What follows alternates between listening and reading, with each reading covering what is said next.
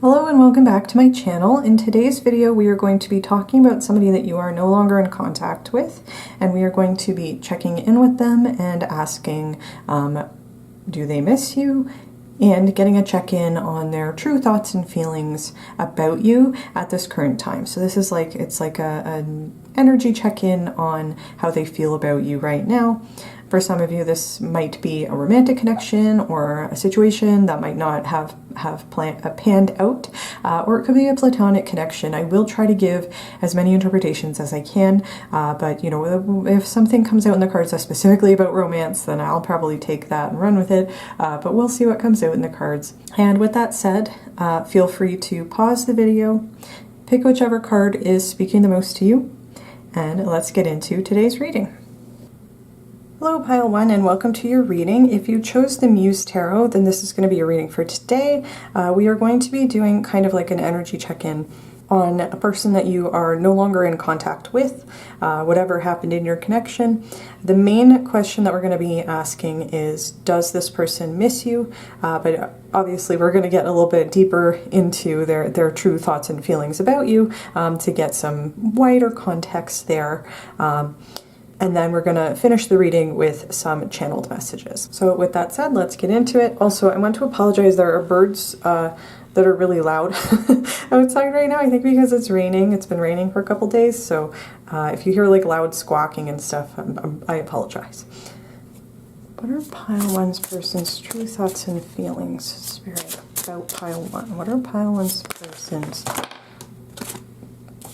Okay, let's get one more card.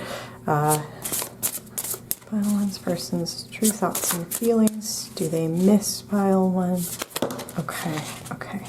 I was only intending to take 5 cards, but we can do 6. That's fine.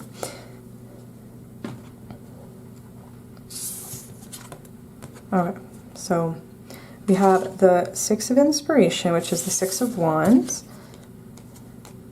the 8 of Materials, which is the 8 of Pentacles, Strength, which is another 8, the 7 of Wands,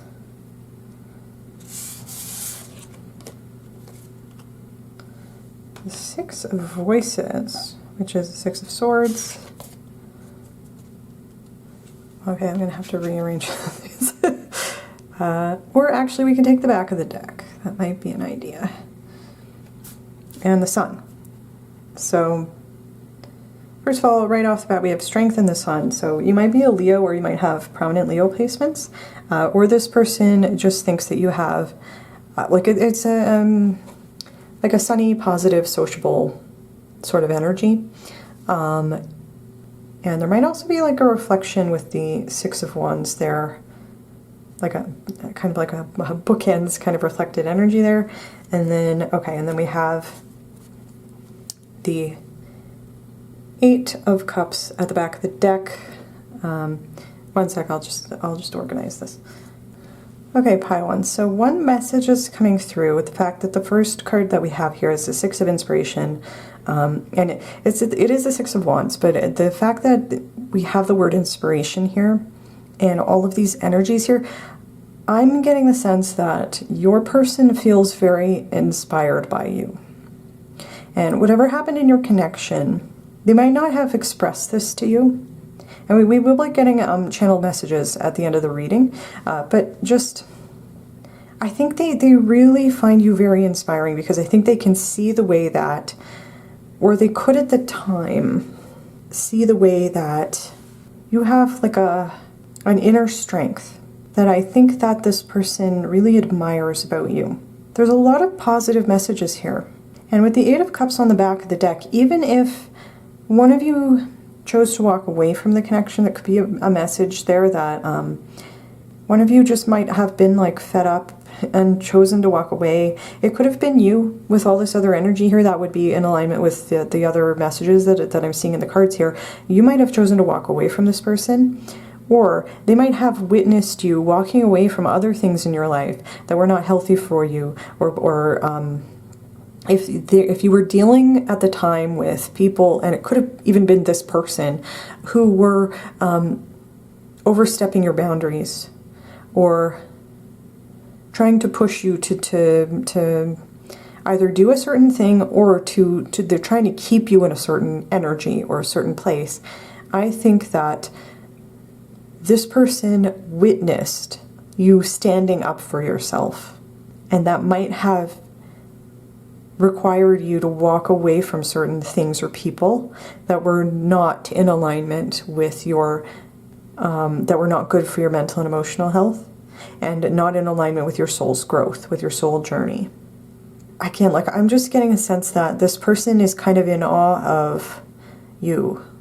They see you as being incredibly brave and being willing probably to do certain things and say certain things that they themselves might not have had the courage to do or say. Like, again, this is a very, this person has very positive feelings about you, regardless of how the connection ended. It could have been that, you know, that they would never have expressed this to you, or they didn't at the time, or that this has been a revelation that has occurred over time. Like, in hindsight, they can see these things about you that they might not have been able to see in the moment. It might have been clouded by emotion or whatever. Whatever it is, even the fact that you're no longer in contact with this person, there's a lot of really positive messages in these cards. So I just wanted to start off right off the bat by giving that message.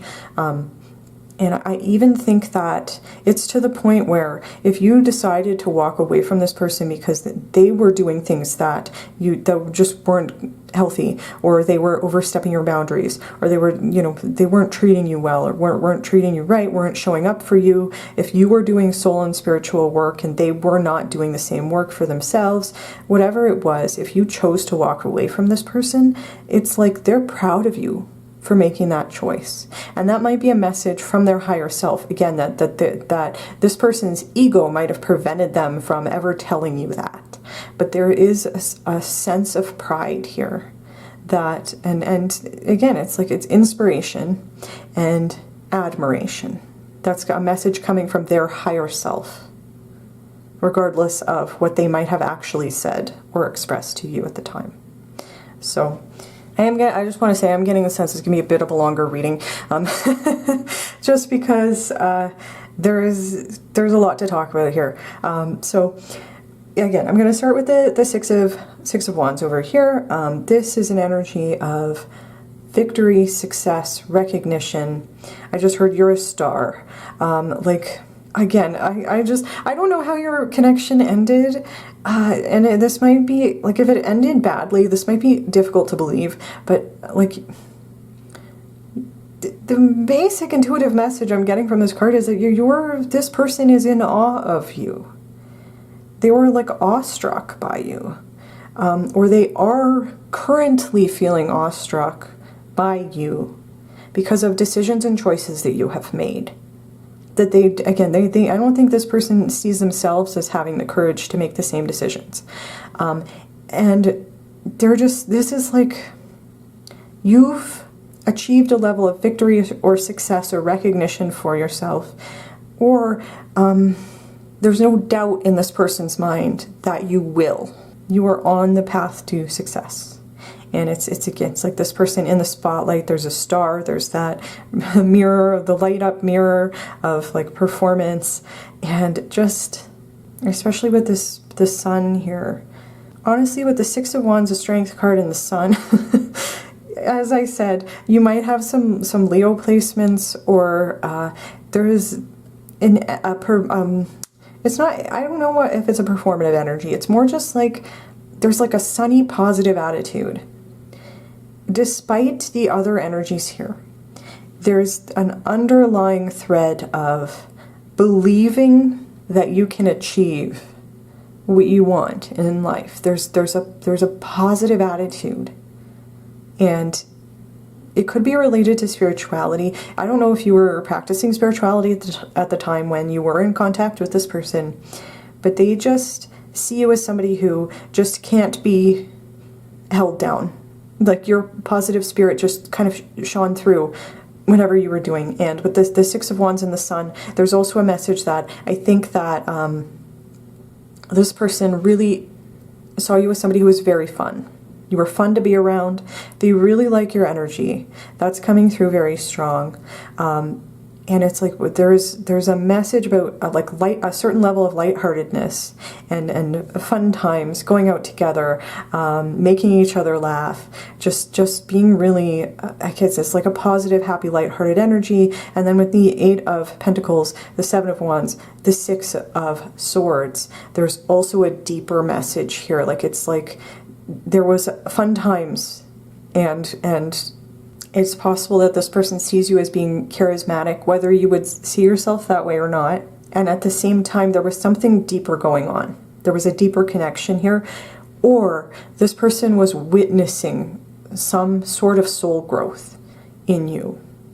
It's just, especially with the 6 of Swords here, you might have, again, been going through some sort of transitional process where you were learning to speak up for yourself. There's a message with the 6 of Wands about feeling like you need to prove yourself, feeling like people might be coming at you, people might be testing your boundaries. And again, it could have been including this person. You know, there's that saying, people who get upset with us for setting a healthy boundary are the people who benefited from us not having boundaries. So that kind of speaks to me about a situation where, again, you were just learning about how to stand up for yourself. I do want to say, I usually go card by card and do this very methodically. And I'm kind of jumping around all over the place because these cards are they're all very interconnected. And there might be a message that, even though there's like a clear overall vibe that I'm getting from this, there may be a message that this person is not great at communicating this stuff, and their higher self is coming through today to say things that they might not ever say in person. Because I'm also, not only am I jumping around all over the place, which I don't normally do, I'm also pausing I'm going to have to edit this video very deeply. I'm having trouble communicating, and Mercury's no longer in retrograde right now. I'm pausing like every few words and losing the end of the sentence or starting a sentence and getting confused. So again, it's just like this, maybe this person's feelings are confused. Although to me, this is a very clear message. I'm having trouble communicating it. And I think that might be in itself an indication that this person's not great at giving praise. They're not great at expressing their true feelings, and that could have been a reason. If you did walk away from this person, that could have been one of the reasons why. And it's like they feel so, like you're just such a strong person. You're so courageous. You've done a lot of hard work, hard soul work. You deserve the world is something that just came into my head because you're working so hard, and because I think they really love your fun-loving side. Like I just, again, with the 6 of Wands, Sun energy, I'm just getting the sense that you had a chance to have some really good times with this person, and they remember that. They really do, and I think that is something that if we're going to ask the question, does this person miss you? I think the answer is yes. They really miss your energy. And at the same time, their higher self fully understands that if this connection was not healthy for you, it was probably for the best that it ended. And that's why these cards that the way I'm interpreting this is how this person feels about you. Then all of these cards are representing your energy. And we're not really getting an energy check-in on this person. But the fact that they feel this way about you is like, this is probably stuff that they wish that they had the courage to do. And so I'm going to get back into my card by card and try to stay on track here, pile one. But I do want to apologize if I'm jumping all over the place, if it's a little disjointed, if I repeat myself, if I start a sentence and don't finish it, because that's the energy that is coming through with this person right now. So we do have the 8 of Pentacles. And the basic message of the 8 of Pentacles is dedication, commitment, hard work, showing up every day and doing whatever you need to do. That's the positive message about how this person sees you. They see you as somebody who is very dedicated, committed, hardworking. It's like you put the work in. It's like you are getting recognition, success, victory because you put the work in. You work really hard for what you want. and they admire that about you. And it could be because that's a quality or a trait that they don't have. It's like you're showing up for yourself. And if this, you know, whatever kind of connection this was, whether it was romantic or not, you probably also showed up for this person. And they might not have met you halfway. They might not have been able to match that energy. They might not have been, again, doing the spiritual work, the soul work. And it's like, if the idea that you walked away from them is not resonating for you, honestly, if none of this has resonated so far, this is probably not your pile, but it's just like, I'm getting the sense you were ascending.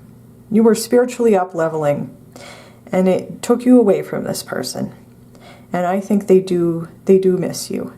And I think they're really proud of you. They're very much in admiration of you, even if that doesn't sound like something that this person would ever say. Again, the impression that's coming through, you had the courage to do something that this person does not have the courage to do. Or that's how they feel.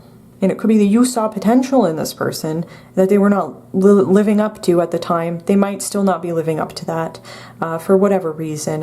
I mean, that part doesn't really matter, you know, whether someone is stepping up or not. It's like, you know, that's a choice that they get to make. Right? And so if I'm getting this, you stepped up. You were stepping up for yourself. You were stepping up for other people in your life, and just this person was just amazed. In hindsight, they are amazed by that and in awe of that in a positive way. Again, these messages they're all positive here. We have the Strength card, which it's like you're putting the work in. You're getting the recognition you deserve. You're being successful because of how hardworking you are, and at the same time, you're not forcing something to happen a certain way. And this, in combination with the Eight of Cups on the back of the deck, is telling me that it's giving me the impression of, I've done everything I can here. I've done everything I can to make this work. I'm pulling my weight.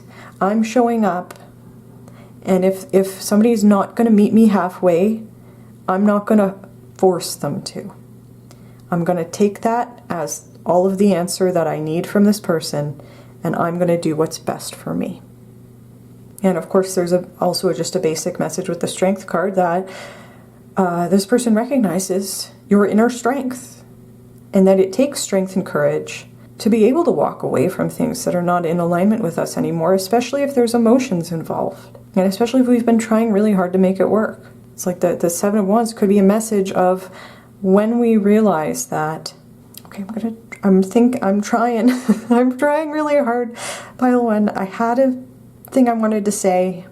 Because the Seven of Wands carries that message about proving yourself and standing up for yourself, and perhaps standing up against opposition. There is a message here about people testing our boundaries. There can also be a message about being honest with ourselves and other people about whether something is worth it or not. Because holding back the thing that's trying to close in on this person is not easy. And that's, again, why I'm giving the message, the Strength and the Seven of Wands here. And these four cards came out together, you know, so there's a connected message here. It took a lot of strength and courage to stand up for yourself in this situation. And this person, their higher self, recognizes that. Again, whether or not they would ever say this to your face, I don't know. We don't have a ton of information about this person. But based on how they see you, they can at least admit to themselves that you are an awe-inspiring representation of the strength and courage that it takes to walk away from something that's no longer working. And they see you as being very committed, dedicated, resilient, and brave. And that's regardless of whether you would say those same things about yourself. This is how they see you in hindsight. And then these two cards, so these four cards came out together. These two cards came out together, and that's why I took 6 cards, and then I was like, we have enough room, why not just take the back of the deck? And I'm glad that I did, because I think that offers some additional context. There is another way, I'm going to talk about this, but there is another way to read the Eight of Cups here, because the question that we're asking is, what are their true thoughts and feelings about you? And we're also asking whether this person misses you or not. There could be, this could be an indication that you walked away from them. And or it could also be an indication that this person is recognizing that they need to let you go. And I think it might be because they can see how you are thriving. And again, whether they tell you this or not, they want good things for you because they know that you are an amazing person and that you deserve good things. And you're working hard to bring those things towards you. And I think that the interpretation that I gave is they do. And again, whether you would say this or not, they, I think, perceive you as being, you're thriving without them. They might have had a chance to, I don't know how involved they are. If this is no contact, I don't know. They might be watching your social media. They might have seen you from afar. You might have mutual acquaintances or friends in common, whatever. They might have heard through the grapevine that you are doing well. Or they might have seen you in some situation that gave them the impression that you were doing really well. Because this is how they see you. The Six of Swords going through a transition, moving away from something that's not serving us towards something that is serving us. It can also talk about accepting help from our friends. And there is a social energy here with the Strength and Sun, and there's an energy of attracting a soul family towards you. So you might have a lot of emotional support, or you might not. But either way, the Six of Swords is like transitioning through something that is ultimately a positive thing. So if you did choose to walk away from this person, their higher self can admit that it was the right thing to do. It was for the best, and you seem to be very happy in this new phase of your life. Or if you feel like you are currently still in this transitional phase, this person can tell that it is going to lead to really good things in your future. You are just embracing this spiritual journey, and again, however you express that spirituality, whether you talked about it with this person or not, they can see that you are spiritually up-leveling, and that you are heading towards a really bright, positive future, probably without them. And if that's the case, then there could be a message with the Eight of Cups that they recognize that it's time to, they might have been spiritually holding on to your energy, but there might be a message that they recognize that they need to let you go because it's the best thing for you. And I also want to say, in terms of the numbers here, we do have 3 8s. And in numerology, 8 is a number that is associated with hard work, the material world, and material success and abundance. So with the fact that this person feels positively about your future, that might be saying that they see you being very successful in your career, whether that, however that resonates for you. And there's also a connection to the 8th house, which is connected with Scorpio and with things that we can't see, things that we might not necessarily talk about. It is connected with money, and it's connected with sex, and again, things that usually are kind of like a little bit behind the scenes. There's a mysteriousness to it, and that might also be because you are not in contact, and so this person doesn't have like a really solid idea of where you are. But I think based on your trajectory, the last time that they saw you, I think that, they can just tell that you're probably on a good path, and you have like a really bright future. That's a basic message of why I think the Sun card is here, in addition to the messages about, I think that this person, even though they might recognize that it was the right thing for the connection to end, if it wasn't healthy for you, if this person wasn't good for you, they can recognize it was a good thing that the connection ended. I think they really do miss your energy. So again, if we're asking the question of whether this person misses you or not, I think that there's the Sun card's like a yes. Yeah, they do. Even if they recognize that it is for the best, ultimately. So, oh, and in addition to the transitional message of the 6 here, sorry, the 6 of Swords. So again, I'm getting distracted just because I'm noticing there's a 6, 8, 8, 7, 6, 8. So I don't even know how to express this. There might have been your connection started somewhere, and then you went through this growth, you did this work, and then there was a regression or a backslide that led to a transition. and now you're starting a new cycle. With 19 reduces to 1. It's the energy of the 1 of the 9. It's like the new beginning, the completion of something, and then it does reduce to 1, which is the new beginning energy. And then you're back at the 8. The things that you were working on, the growth that you're going through, you're back up at the 8. If that resonates, I don't know how well I expressed that, or if that doesn't resonate for you, don't take it. But that was just there's an interesting.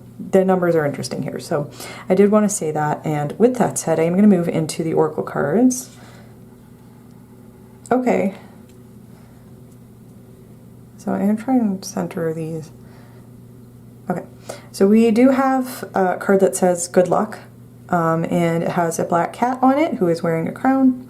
And for me, this would kind of confirm what I was seeing about all of the 8s here. I think that this person sees that you are generating good luck for yourself. I think that they have the impression that you are thriving without them. And I think that, there's a way we could read this sarcastically. But with the energy of the tarot cards, I think that they are being sincere. I think that there's like a message of like a release. Like this person is happy for you. Again, whether they would say it or not, that's the basic message that's coming through in the cards. They're happy that you're doing well, and they wish you good luck in your future endeavors. It's like that energy of, obviously this wasn't the right thing.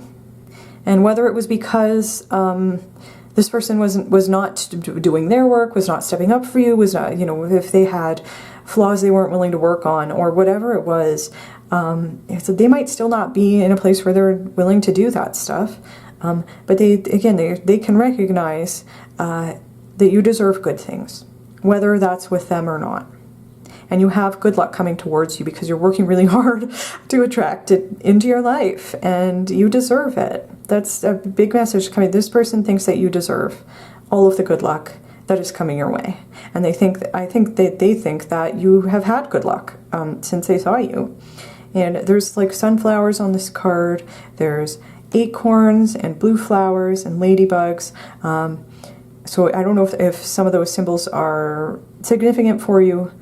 And there's also dragonflies. It's a symbol of spiritual support. And it's like the basic message here is, you've earned this crown, so wear it proudly. I think that this person is proud of you, whether they'd ever tell you that or not. And there could be a message that, and we'll get into the channel messages, but this person might also see you as having brought good luck to them if they are making changes in their own life because they're inspired by you.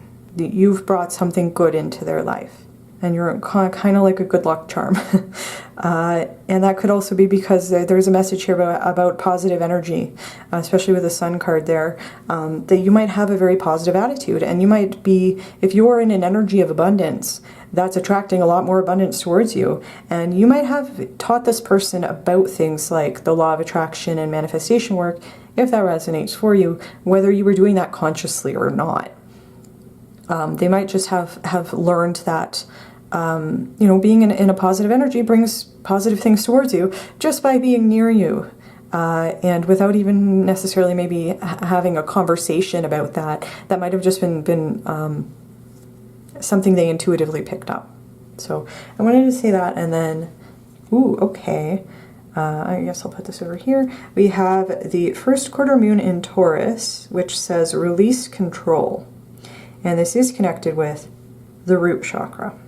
I could read this a couple of ways. First of all, with release control, there could be, and the word release here, there might be a connection with this Eight of Cups if we're interpreting it in the sense that this person is finally like, okay, I'm gonna let go of this connection.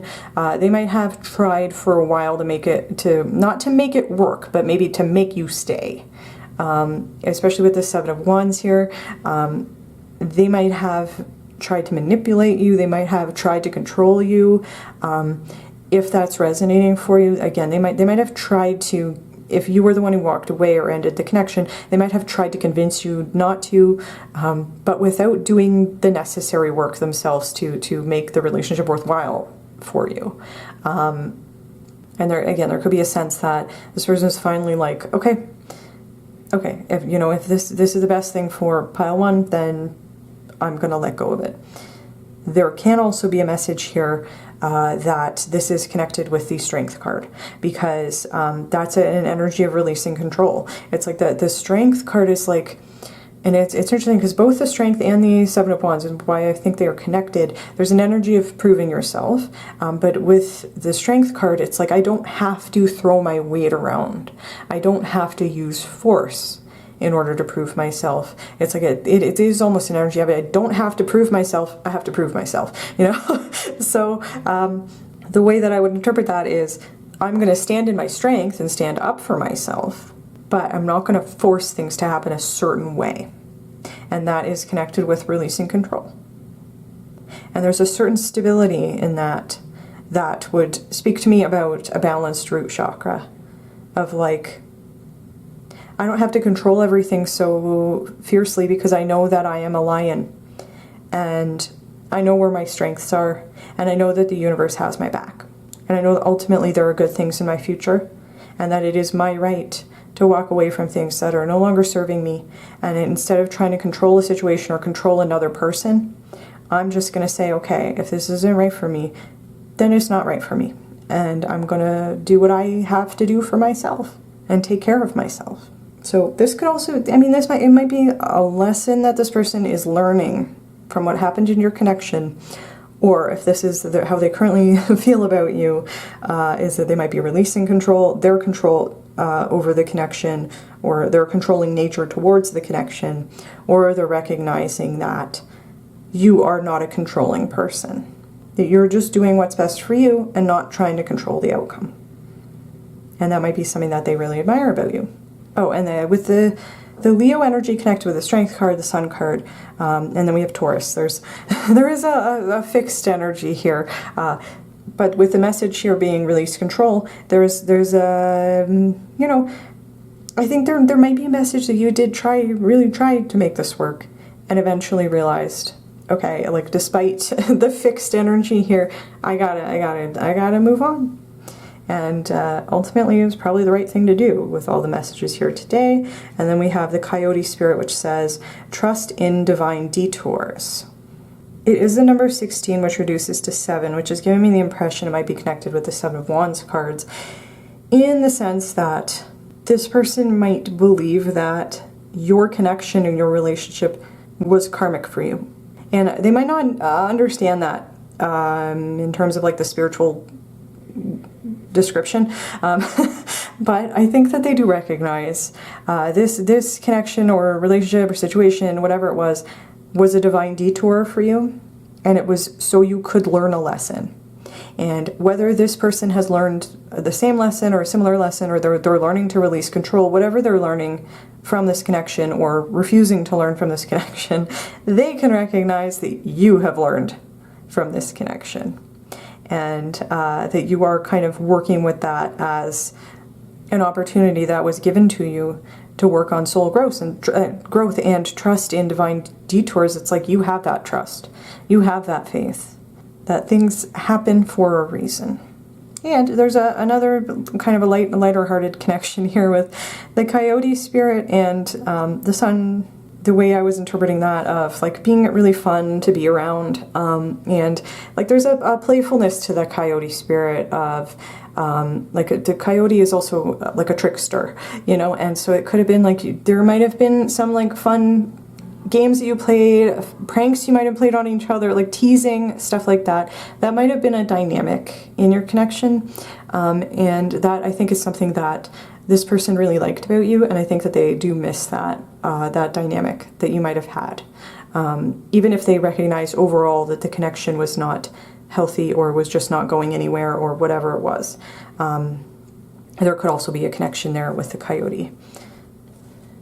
And then we have, we have caution. And I'm going to take these both. Okay, we have rejection. So, I mean, definitely, this could confirm for me some of the things that we've been seeing here. And I also want to say, this is kind of an orangey yellow. This is a red-orange color, and so that's lower chakra energy, and we are also seeing that in these two cards here. That's like the root, which we have on this. We have in this release control card. There's root chakra energy. There's sacral chakra energy. There's a little bit of solar plexus as well. So it's a lower chakra thing of security, stability, emotions, intimacy, self-esteem, and determination. Those are all themes here, and I think that those might be things that this person associates with you, if that resonates for you. But these two cards, with the caution card, I would say that that this person probably not going to come back towards you anytime soon, and especially with the Eight of Cups on the back of the deck, this is like almost an acceptance of the fact that this connection is over. Even with the message that I'm getting, that this person they do miss you, they miss your energy, and they miss how inspiring it was to be in that energy, and in combination with the rejection here, I think that it is likely that they feel rejected by you. Or if you tried to come back towards them, they might reject you.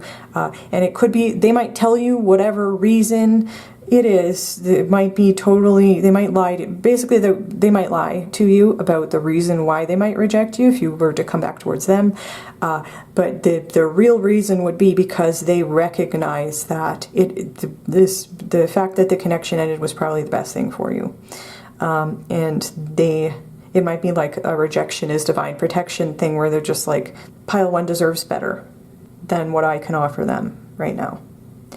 And there might be a message here that they're not planning to come back towards you. They might reject you if you tried to come back towards them, and it's just because they recognize you are not in energetic alignment, and that with the caution and rejection could also be this person sees you as being dangerous to them because being in your energy forces them to confront things about themselves that they do not want to have to confront. That could be a possible message if we're thinking that they're so in awe of you. They're so inspired by you. They recognize how much strength and courage and hard work and commitment and just like they're just amazed by you and the things that you have managed to do. And again, I'm getting the sense they do not want to have to put that same work in. And it can be coming from a place of insecurity, low self-esteem, being really disconnected from their emotional body with this lower chakra energy here. It's like you make them feel really unstable and insecure, and it's just because they know they're not on your level. And that it's not saying that, if you see the potential in this person, that they could do the same things you're doing and get to your level easily, but they're not willing to do that right now. That's all it is. It's like, it's not saying that they couldn't do it. It's that they're not willing to right now. And that's, I think, why we have these two cards here. Definitely a very interesting reading so far, pile one. And so I am going to move into the channel messages. These are like a romance oracle deck, so some of the messages might be romantic, even if this connection was not romantic in nature. So just bear that in mind. I'm going to try to give different interpretations, but we'll see what comes out. So messages you have. Oh, okay. I am going to take them. It seems like this is also the type of person. Channeling these messages was a little bit like pulling teeth, which again is giving me the impression that this person probably has never told you any of this, and they might not ever tell you any of this. This is just how they feel in their heart. But the other thing is that while I'm pulling cards, they come out in chunks, like a bunch of cards all at once. So that could be a message that this is the way that this person speaks. That's also in alignment with the way that doing this reading has been for me. I really need to, I'll start a sentence, then I need to take a long pause, and then I can kind of piece the rest of it together in a chunk of what I want to say. So that might be how this person communicates, or again, it could just be saying like, their emotions might be very confusing for them because they are not really in touch with their emotional body. It could be that feelings makes them feel really insecure or unstable. And so they're just like, this is their higher self blurting things out. That's the energy. It's like I don't know what to say. I'm just going to go blurt this out, and it turns out that, you know, this is their real feelings. But it's just, this person is not super great at communicating how they feel. That's what's coming through, if that resonates. We do have, wow, you are beautiful. So, how do we want to put these? Let's put this here. Hopefully you can see that. It's not too bright.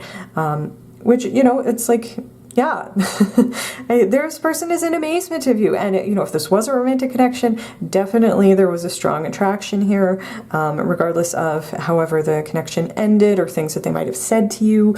They were doing that as a self-protection mechanism, but that doesn't make it okay if they were mean to you or said mean things to you. But it's, wow, you are beautiful is a confirmation that this person really thinks that you're beautiful. And if this was not a romantic connection, if this is platonic or a family member or something, this is just another confirmation that this person thinks you're amazing. You have a really beautiful energy, and they're really in awe of it. And it can also be saying, if this, you know, if there might be, both might be true. There might be a physical attraction here, and there's a really strong emotional attraction because this person really likes your energy. And I'm getting the sense they do miss you. And with, I've liked you for a really long time. This can be saying, I was getting the sense that, that this connection might have been over for a while. If that resonates for you, because with the energy of somebody who doesn't usually express this kind of stuff, they might not want to admit the way that they feel for you. But this is, if this is their higher self blurting out their true feelings. I've liked you for a really long time. It could also say that it might have taken a long time for whatever this connection was to progress, because this person doesn't know how to express their feelings. They're so afraid of their emotions.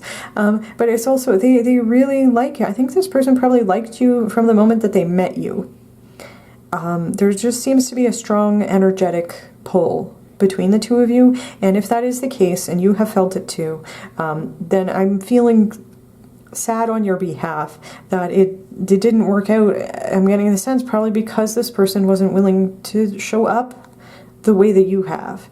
But it's also like, I think there's, you know, the question, does this person miss you? Yes, they do, because they still like you. They still really like who you are as a person, regardless of anything that they might have said or done when the connection was ending. If they lashed out at you or something, it was not because they don't like you. They really like who you are as a person, and they've liked you for a really long time, and I think they're probably never going to stop really liking you. You know, it's like there might have been, if this was an ex, there's a message coming through that it's like, I love you and I like you. Like, I like who you are as a person. I like being in your energy, and there's also a love there, if that resonates for you. Okay, we have, I only believe in science and facts. And that would resonate for me in terms of somebody who's not in touch with their emotional body, and also somebody who maybe doesn't follow spiritual principles, maybe is rejecting spirituality, even though they might have been able to see the way, if you were practicing your spirituality at the time, they might have been able to see the way that it was having a really positive impact on you and the way that your life has been changing and the way that you've been able to embrace your inner lion or lioness and really step into your power by embracing your spirituality. Is that there's just an element with the rejection card of like no, I don't like that doesn't work for me, I'm not willing to do that. And it's probably because this person's afraid of their feelings, or afraid to express their feelings, or there's the caution and rejection. It's like no, it's too deep, it's too much, and I can't. I only believe in science and facts. You know, there's all this lower chakra energy here associated with how they feel about you. But this is a type of person might spend a lot of time in their head, like being very cerebral or intellectual. And they might be very intelligent, and they might, you know, their upper chakras might be open with the third eye and the crown and the throat chakra. They might, you know, I wouldn't probably say the heart, but, you know, with the upper chakras, they might have really good intuition. They might have really good gut feelings, and that could be why they have a clear understanding of who you are, you know, and a lot of admiration for you. But it's like they are rejecting that part of themselves that is connected to spirit.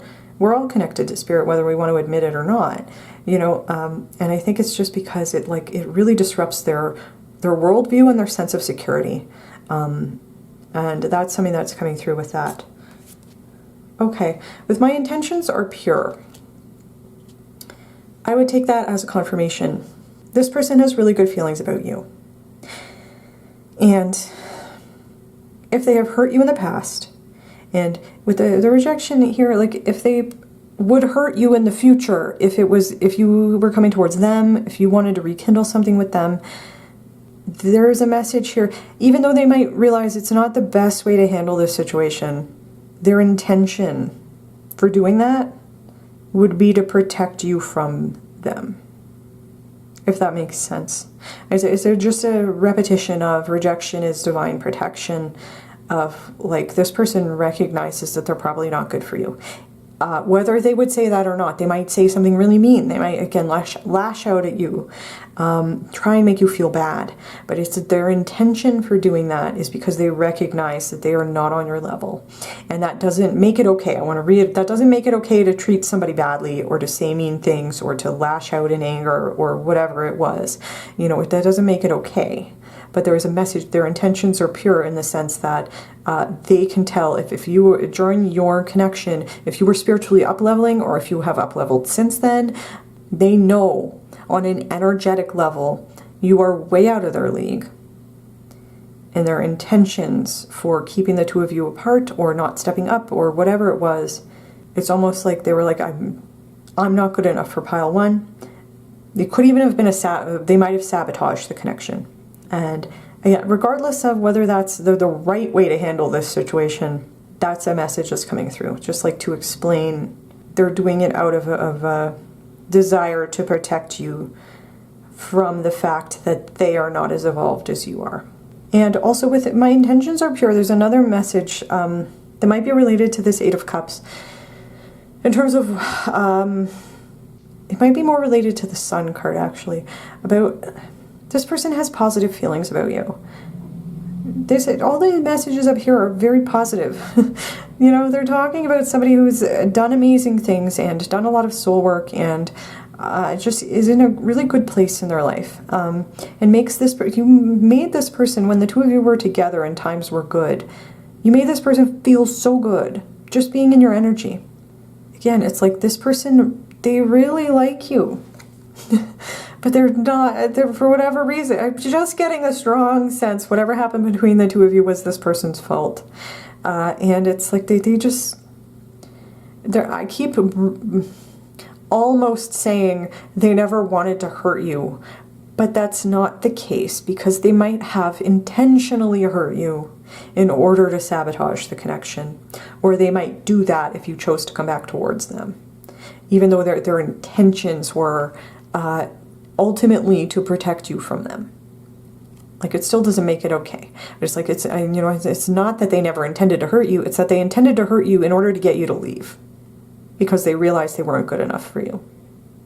Or that might have been a limiting self-belief that they had. They could have stepped up, they could have done the spiritual work, they might have been able to do that. They chose not to do that. They weren't ready to do that. And so that's the message that's coming through in that card. Yeah, this fully, I'm emotionally unavailable. Yeah, that totally confirms for me what I was seeing there of like, with lots of sacral energy. There might have been like, and with the you are beautiful, if this was a romantic connection, there was a lot of attraction here. Sacral connected with intimacy, our emotional self, and our ability to express those things in a creative way. And I just getting the sense this person is very much in their head, intellectual, cerebral, fact-based, and it's because they're afraid of their feelings. They don't know how to talk about their feelings. They don't know how to feel their feelings, probably, and they're emotionally unavailable. And that would confirm for me, like this, if they have treated you badly, if they sabotaged the relationship, if they lashed out at you, it was for two reasons. It was to protect you from being in a relationship with them. It might have been something that their higher self was doing, and to protect themselves from having to feel these deep feelings. And again, right, like there's a message here that this person's higher self knows that it was wrong, and they did it anyway. Right? It feels like this person thinks really highly of you, and they do miss you. They really like you. They think you're gorgeous, and you have a gorgeous soul, but they're not an energetic match for you.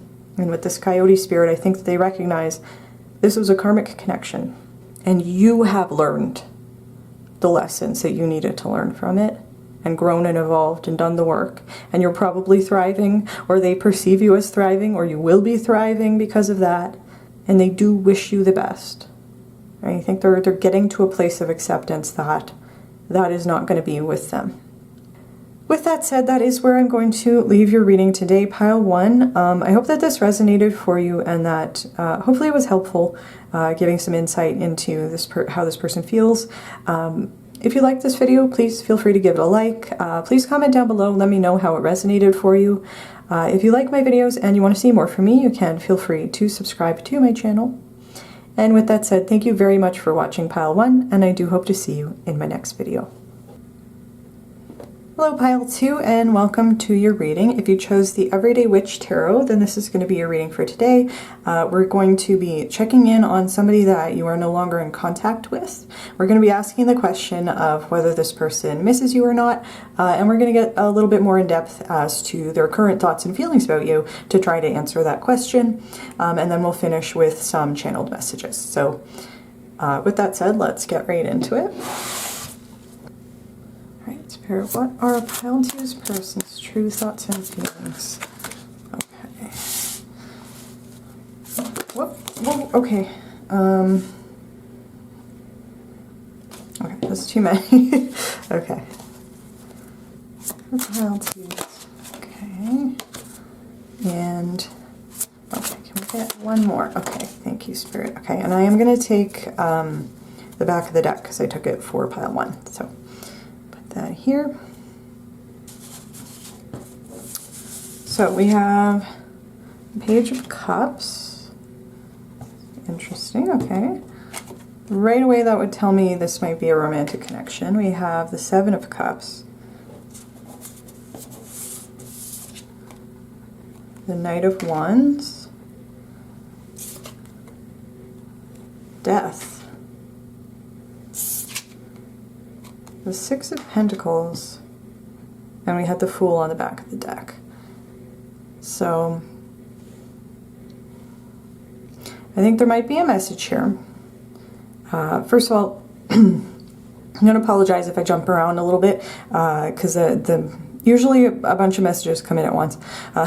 But we have a Page and a Knight, so right away that would tell me that even though you are no contact with this person, they might feel like they do want to approach you again, just because both the Page and the Knight are messenger cards, and they can talk about somebody who's coming towards you to speak to you, to open up a line of communication with you. So, and the fact that it's the Page of Cups and then the Knight of Wands, again, that might tell me that this person might feel like they want to approach you again, or they might think that you are going to approach them.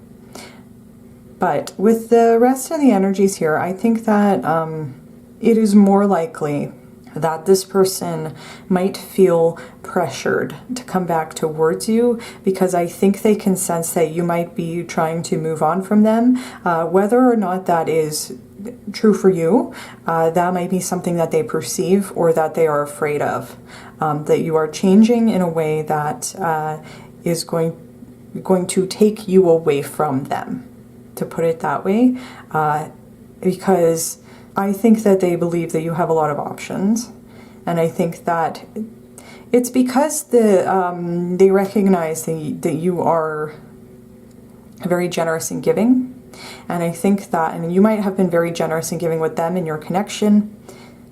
It might have been an imbalanced connection, and I think they're just kind of like realizing like, oh no, Pile 2 is going to be giving that love and affection to somebody else. That, and even if it's a platonic connection, it's like pile 2 is going to be sharing that energy with somebody else, and I don't want that. I want it for myself. It's that kind of energy that I'm picking up here. There might be a little bit of a desperation to come back towards you because I don't think this person likes the idea of you moving on from them. So just right off the bat, that's the general overview that I'm getting, and I will get into the cards. And again, I did say with the Page of Cups that was giving me the sense that this might be a romantic connection. Just because the Page of Cups is such a romantic energy. Like the Page of Cups is somebody who believes in true love and is very open to that idea. But the way that I'm being called to read this card is in addition to, that's why I like we took all the cards at once, because it kind of gives a more complete picture. I think in addition to the Seven of Cups and then the Fool at the end of and the Death card, honestly, the Death and the Fool card being the two major arcana here, it's like transformation, starting over in a new energy, a new cycle, Seven of Cups, which, you know, talks about having a lot of options, you know, especially when it comes to, because it's a Cups card, especially when it comes to our emotions, our feelings, and our relationships. It's like, I think that this person is worried or is, here's the thing, here's what I'm trying to express. I'm not picking up on a lot of how this person sees you. I think that the only cards that, you know, we could say the Death and the Fool are related to that, but I think the card that's really about this, how this person feels about you, is in the Six of Pentacles. But there's nothing that's going super deep into their true thoughts and feelings about you. We will see in the Oracle cards and the channeled messages probably get a little bit deeper into that aspect of it. Whereas compared to pile 1, where it's like their spread of tarot cards was all about how much pile 1's person admired them. This spread is, they're worried that you're moving on, but there's not a ton about who you are as a person.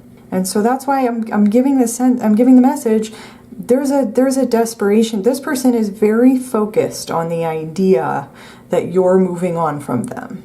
And there's, again, not a ton of messages coming through about who you are as a person. And, you know, if I was going to extrapolate as much as I could from the cards on that front, they might see you as being a romantic, like a true romantic, having a sweet, basically like a sweetheart, you know, having a sweet personality and being very giving with your time and your emotions, being very open to romance and love. I'm seeing 44 on the clock. I don't know if that's relevant for somebody. It is a message of divine protection, if it is. And just like the Page of Cups, and the Page of Cups and the Fool, it's like you're ready to give your cup to somebody, but you're not necessarily actively searching for a relationship. It's more just like you're really open to the idea of soulmates and having a really loving romantic connection with somebody, and that's part of the way that this person sees you. The Page of Cups there, as being like open to new connections, open to new relationships, and having a romantic side. And there's an element of creativity there as well, because Cups is also related to creativity, and we see the person on the card is painting, using their cup as like a, you know, a paintbrush washer, you know, and so there might be a message that they really like how expressive you are. And especially if you are expressive with your emotions. And especially if you are emotionally available. Like if part of the connection with them was that you were more emotionally open, you were more willing to be vulnerable at the time, even if that is no longer the case, they, I think, see you in that energy. And I think it's important that these three cards came out together, because we have the Seven of Cups, and again that talks about, you know, it talks about having options, and sometimes it can come with a message about like being confused or you know, like there's like having 7 cups to pick from and none of them are like obviously better or worse than the other ones can lead to a sense of confusion. I don't know what to pick. I don't know where to go. Like what's the best option for me? The way I would read it in this context, especially with the Page of Cups and the Knight of Wands here, is this person thinks that you are receiving a lot of romantic offers, and or they might think that you are giving your heart to anybody and everybody who comes along. And honestly, that's a pretty judgmental thing to think about somebody. And so that might be like a misapprehension or a misunderstanding of who you are on this person's part. And or it could be that, you know, that you are dating, you're actively dating, you know, and so you do have a lot of options and you're keeping your options open, and there's nothing wrong with that. Like, you know, this person doesn't need to be judgmental about that, but there is maybe an element of that here, if that resonates for you. And again, the other way that I would interpret that is that I think that this person sees how emotionally available you are, and they see you as being very generous with your time and your energy and very compassionate. And they're like, of course people are going to come towards pile 2 because they're amazing, and they would be a great person to be in a relationship with. And something that's coming through intuitively is I think that this person doesn't like that. You know, they really don't like the idea. It's almost like, you know, if I can't have you, nobody can sort of energy. And that's you know, that's how I would interpret it in a romantic context. But if we're talking about more of a platonic connection here, then I would bring it back to the idea that you are still moving on from your connection with this person, and you have a ton of potential. And that's something that they see about you. And that's regardless of the context of this connection. This person sees you as having a ton of potential with the 7 of Cups there. And they can see you going after your potential with the Knight of Wands. The Knight of Wands is it's an inspired energy, and it's an energy of going after what you want and being excited to go on an adventure. You know, this person is like, I'm going to fight this dragon. You know, I'm going after it because that's what I want to do. And whereas the Page is a more passive, receptive energy, the Knight is an active energy. The more cardinal energy there. And because it's wands, it's passionate, it's inspired. It's like, I really want to do this because it's meaningful for me. And I feel strongly about it. And I want to have fun. So there could also be a message that in addition to thinking that you are very sweet, this person also finds you to be very fun. And the Knight of Wands is also charismatic and sociable. So that might also be a way that this person sees you, and that could be a reason why they're like, you know, pile 2 has a ton of options because they're such an amazing person, they're so fun to be around, they're so emotionally available, they're so giving and generous and sweet. You know, if that resonates for you, that's, I think, a big part of how this person sees you. And then, you know, the alternate interpretation, which was the thing that popped into my head immediately, given the full spread of cards here, is, again, the Page and the Knight of a messenger. It's almost like this person was in a passive energy, and then they thought about, like, oh no, there's, you know, pile 2 has so many options, you know, and they might be like, maybe the thought occurred to them that you were going to find a connection that was maybe like, if this resonates, maybe like more of a soul level connection with somebody who is not them. And then that put them into the night energy of taking action. So only take this if it resonates. Again, we'll see what comes out in the Oracle cards and the channeled messages, but there might be a message here that this person might come back towards you because they do not want you to realize that there might be better options out there for you than this person. And or they might want to keep your energy for themselves. So only take that however it resonates. And then we have the Death card. And so that's a big part of the reason, and especially the Death with the Fool on the back of the deck, that's a big part of the reason why I think that this person has the impression that you are moving on from them. Because the Death talks about transformation and rebirth, ending a cycle, starting a new cycle, and it's usually in a way that's like being supported by destiny. We can see that there's like a thread of fate on this card, and the character representing death, the figure representing death on this card is about to cut that thread. And so this could even be saying, you know, you might be in a process of like the this person's on real thin ice. The connection between you is very thin, and that they see you standing over your connection with them with a sword, and you're about to slice through that. You're about to say, no, I'm moving on. I'm closing this door on this connection with this person you don't have contact with, and I'm going to start over. I'm going to start fresh. And they know you have a lot of options. And again, that's giving me the impression this person doesn't like that. They don't like the idea of you moving on from them. And so if we're asking the question, does this person miss you?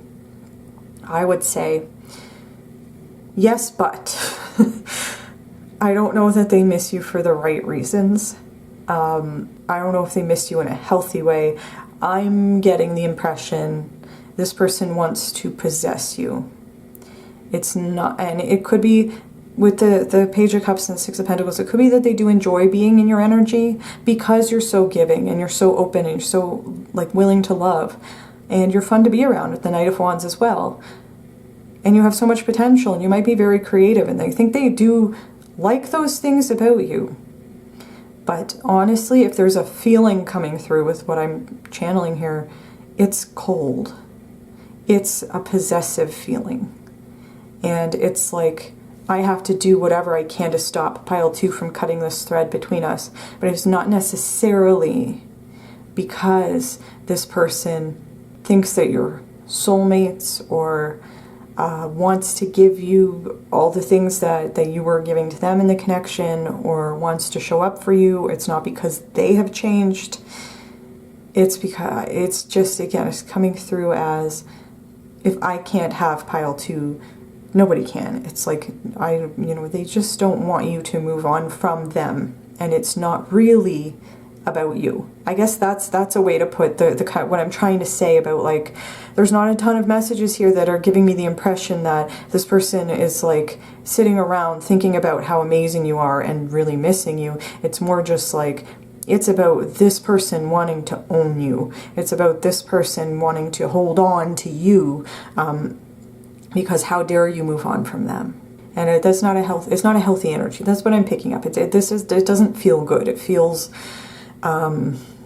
like controlling and possessive. That's what's coming through. And honestly, if that energy is not really resonating for you, this might not be your pile. But that's kind of what I'm seeing here with this, especially with the Death card, especially with this depiction of death in this deck, with someone standing there about to cut a connection here and walk through a door and close the other door forever. It's like they have a strong impression that you are moving on, and they don't like that. And then with the Six of Pentacles, that's where I'm getting the idea of you're being very generous, and you were very generous with this person, because that's a message of the Six of Pentacles is generosity. It's giving of ourselves, and it's usually imbalanced. And this could be a message that this person might be able to feel you pulling your energy back, if that is something that you have been doing or working on. And honestly, with the image on this card, you might have done or be thinking about doing a cord cutting ceremony with this person. And that might be a good idea if you don't want this person to come back towards you, or you don't want this person in your life, or you don't want them holding on to your energy. It might be a good idea to do that. But it's like some part of them or their higher self can sense you pulling your energy away, and they don't like that because they liked how imbalanced your connection was. They liked how much you were willing to give to the connection, I think that it's almost in like a selfish or a greedy way. And I'm not saying that those are personality traits that this person has, but it's just they might have a wound or trauma or something that means that they need a lot of validation, or they're trying to get a lot of validation from a romantic partner that is like, it's their responsibility to kind of validate that stuff for themselves. But they might be approaching a connection with somebody, or with you in this case, as a way to get that validation that they're not giving to themselves, even when it's not their even when it's not their partner's responsibility. So it's like putting too much pressure on you to constantly be reassuring or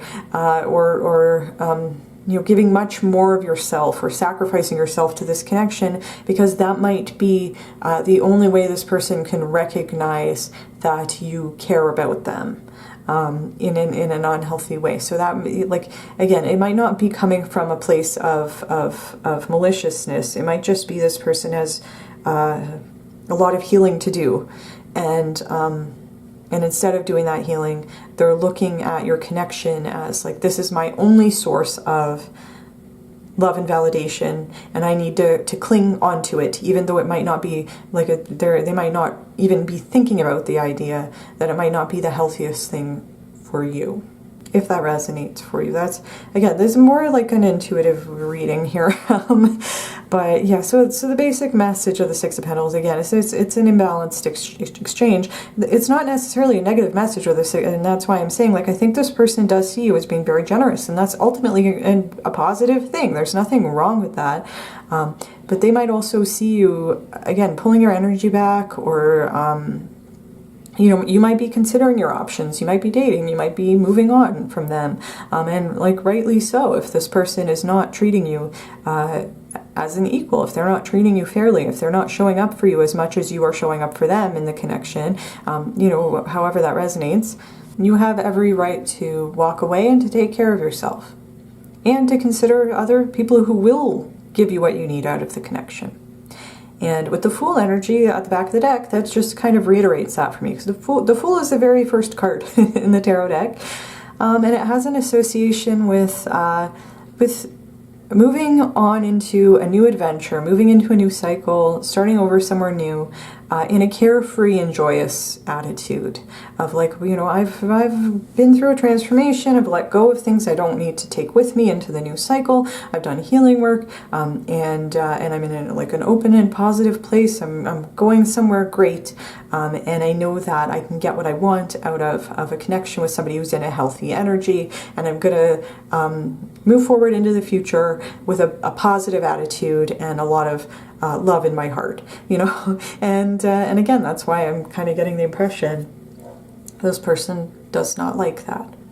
So, but it's a healthy, beautiful, positive energy to be in. There's just an intuitive feeling I'm getting of this person does not want you to move on from them, and they're not really considering whether that's the best thing for you or not. So with that said, we're going to move into the Oracle cards. Yeah. Let me just try and center this. Okay. If we're talking about how does this person see you, they see you as being empowered. You have empowered yourself, and possibly since your connection with this person ended, if you're in no contact, they might be seeing that you have been learning and growing and going through this transformation, rebirth on the Death card, and the Fool is a beautiful energy to be in. It is an empowered energy. It's like, I did this. I created more opportunities, more options for myself. I created a new cycle. I closed out the past thing. I did the healing work. I did the shadow work. Even if you're doing a cord cutting, that's also very empowering, because it's saying, like, I can choose to have whatever energies and people that I want in my life, and I get to make that choice. And that's an empowered place to be. But again, I just want to reiterate, there was maybe like a similar thing going on with Pile 1's person, in terms of their person was also recognizing that Pile 1 had changed and was growing away from them, and had done healing work away from them, was thriving without them, moving on from them. However, Pile 1's person was proud of Pile 1 and had recognized that it was probably the best thing for Pile 1, and was working on letting go of their connection. With your person, I'm getting the impression that they do not like you being empowered. And this could be somebody who is a narcissist. It could be somebody who, again, it just has a lot of trauma or healing work that they have not been doing. And they might not even recognize that that's really unhealthy. When somebody that we know is starting to feel empowered and to take things into their own hands and take control of their life, and, and decide which connections and which energies they want to be around, decide which people they want to give their generous and loving heart to, that's a very empowered thing. People who are in a healthy energy, energy or would support their friends or loved ones who are going through a change like that. And I'm just getting the sense that this person doesn't feel that way. And so that's what I want to say, and I feel bad giving this message because the way that I see it as the tarot reader, like you have a lot to be proud of, and to celebrate, and it's really hard to do a lot of this stuff, and you're doing a great job, and I love the fact that you are empowered, and so I want to give you a kudos about that. Like, this is a beautiful, strong energy to be in, and I just feel like I need to give the message the way, the energy that I'm picking up on, the way that I feel that. So yeah, I don't want you to walk away with the message that what you're doing for yourself is bad or wrong or anything like that. I think you have a lot to celebrate and be proud of yourself for, even if this person doesn't see it that way or wouldn't admit that it is ultimately a positive thing for you. Okay, and then we have the last quarter moon in Virgo, which says attend to the details. And, and so that if this person's true thoughts and feelings about you, they might see you as being very detail oriented, or they might see you as somebody who is a little bit nitpicky. If that resonates for you, that might have been something, honestly, that had come up during your connection, where if this person has like a really fragile ego, they might have felt like personally attacked by things that you were doing that were like not about them. And especially if we're talking about somebody who's like, how dare pile 2 move on from me? It's like, it's not about you. You're allowed to grow and change. It has nothing to do with anybody else. It's about you, and so that's something that's coming through with this card. And then the other thing is, again, if you feel, if you resonate with the idea that that you have been trying to separate your energy from this person, if you've been trying to maybe doing the cord cutting, maybe asking your spirit guides for help in detaching this person's energy, if you feel them in your energy field and you're like, just get out, I don't want to think about you anymore. If you've been maybe having dreams about them and you're like, why am I having dreams about this person? I don't want to think about them anymore. I want to move on. This might be encouragement, again, to do the cord cutting, do whatever you need to do to kind of detach your energy, if that's resonating for you. Because I will say, if this is the way that this person sees you, I think it is likely that you are trying to pull away from this person, or that you're not interested in getting back together with this person. That's an impression that I'm getting. That's why I've given my advice kind of from that perspective. If you were interested in getting back together with this person, I just want to be very honest. I'm not getting good vibes from them. And it's like, again, there might be a way to read these cards where this person is proud of what you've been doing and wants what's best for you, but I'm picking up an energy of, I don't even really care about who pile 2 is as a person.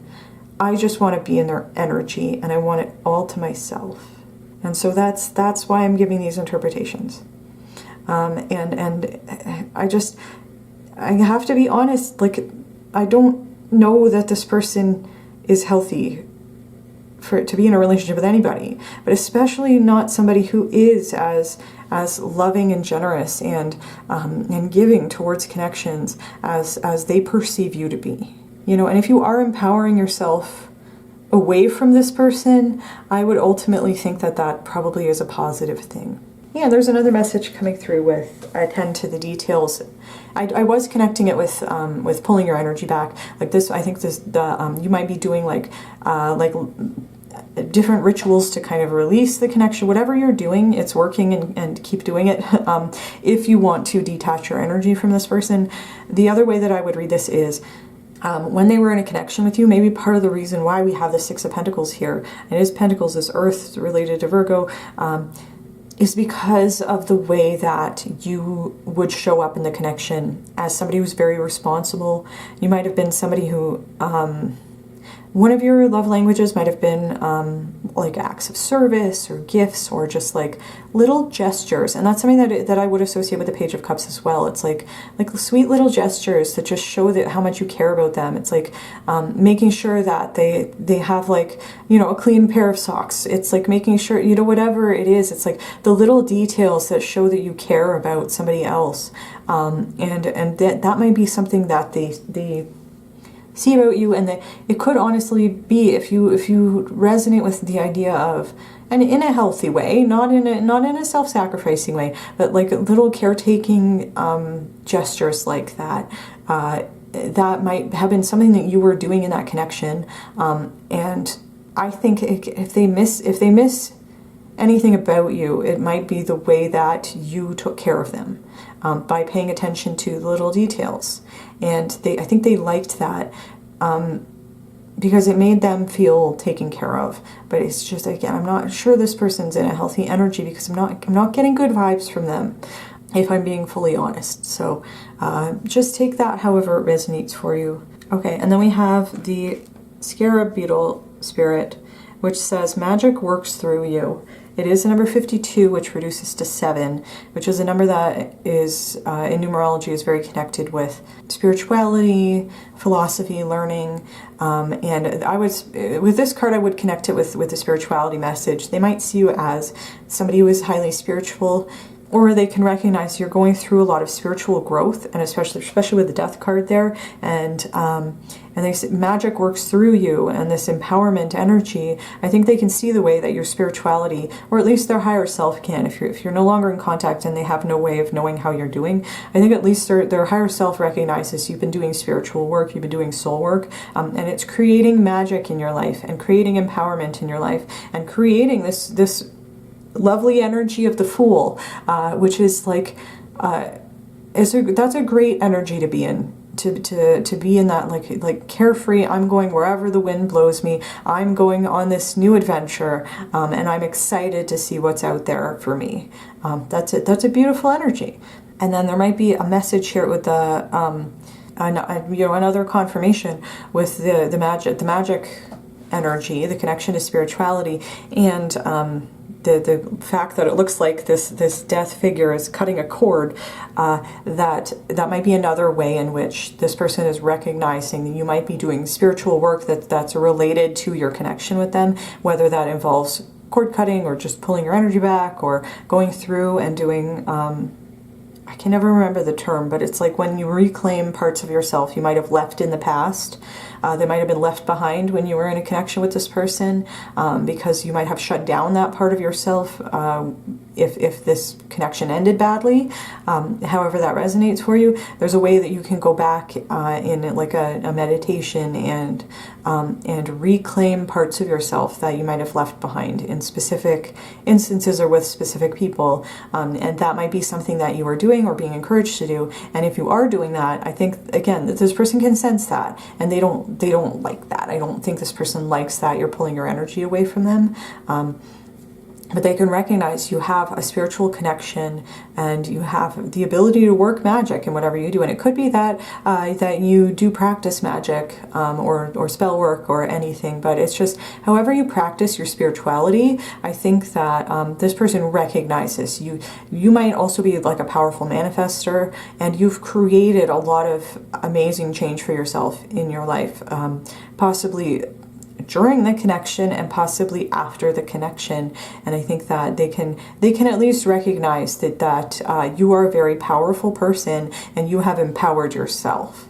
And that is something I'm saying, me personally, Jennifer is saying, that is something you should be very proud of. Whether this person would say that, or whether they even feel that way, it's unclear to me, but I'm saying that you have a lot to be proud of, and they can sense your spiritual connection to your spirit guides, not your spiritual connection to them. Although actually, what I was saying, if you're pulling your energy back, they can probably sense that too, or at least their higher self can. Whether this person practices spirituality or not, I'm getting the sense they probably don't, but so just take that however it resonates. There's different ways to interpret the Scarab Beetle Spirit. But they might just be like, there might also, the other part of it is, something else that just came to me is, there might be an aspect of mystery as well, with the scarab beetle, of like, they might not understand how you've been able to go through this change or transformation without them or away from them. So it's just, yeah, there might be a certain level of mysteriousness to that as well, if that resonates for you. And then we have, okay, we have trust, which is interesting. This is interesting. I think that they see you as being very trustworthy. And there's a heart on this card. It's like they knew that they could trust you with their heart or their affection or their, you know, whatever. I am getting the sense this is a romantic connection, but even if it's not, it's like they could trust you they knew that they could be vulnerable with you and that you weren't going to hurt them intentionally.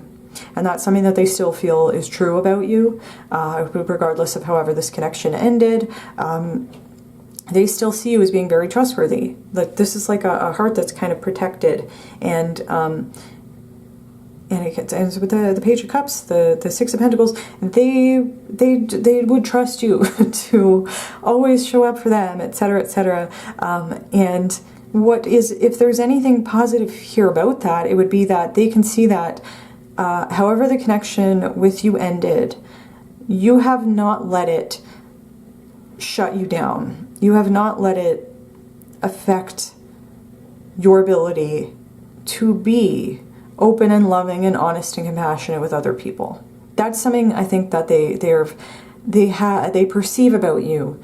You know, whether or not that you would say that that was true. Like, if you feel like you have like a wound or some trauma related to this connection, if this connection triggered a fear of vulnerability or a fear of intimacy or whatever it was, you know, if it created those fears for you, if it, like, you were deeply hurt and it has affected you know, your ability to give your heart to other people, you know, it's like, it doesn't matter because you're still trustworthy. Like, you, and that is how this person perceives you, is that you're always going to be in this Page of Cups energy. You're always going to be maybe even a little bit naive, no matter how much you empower yourself, no matter how much you transform or change.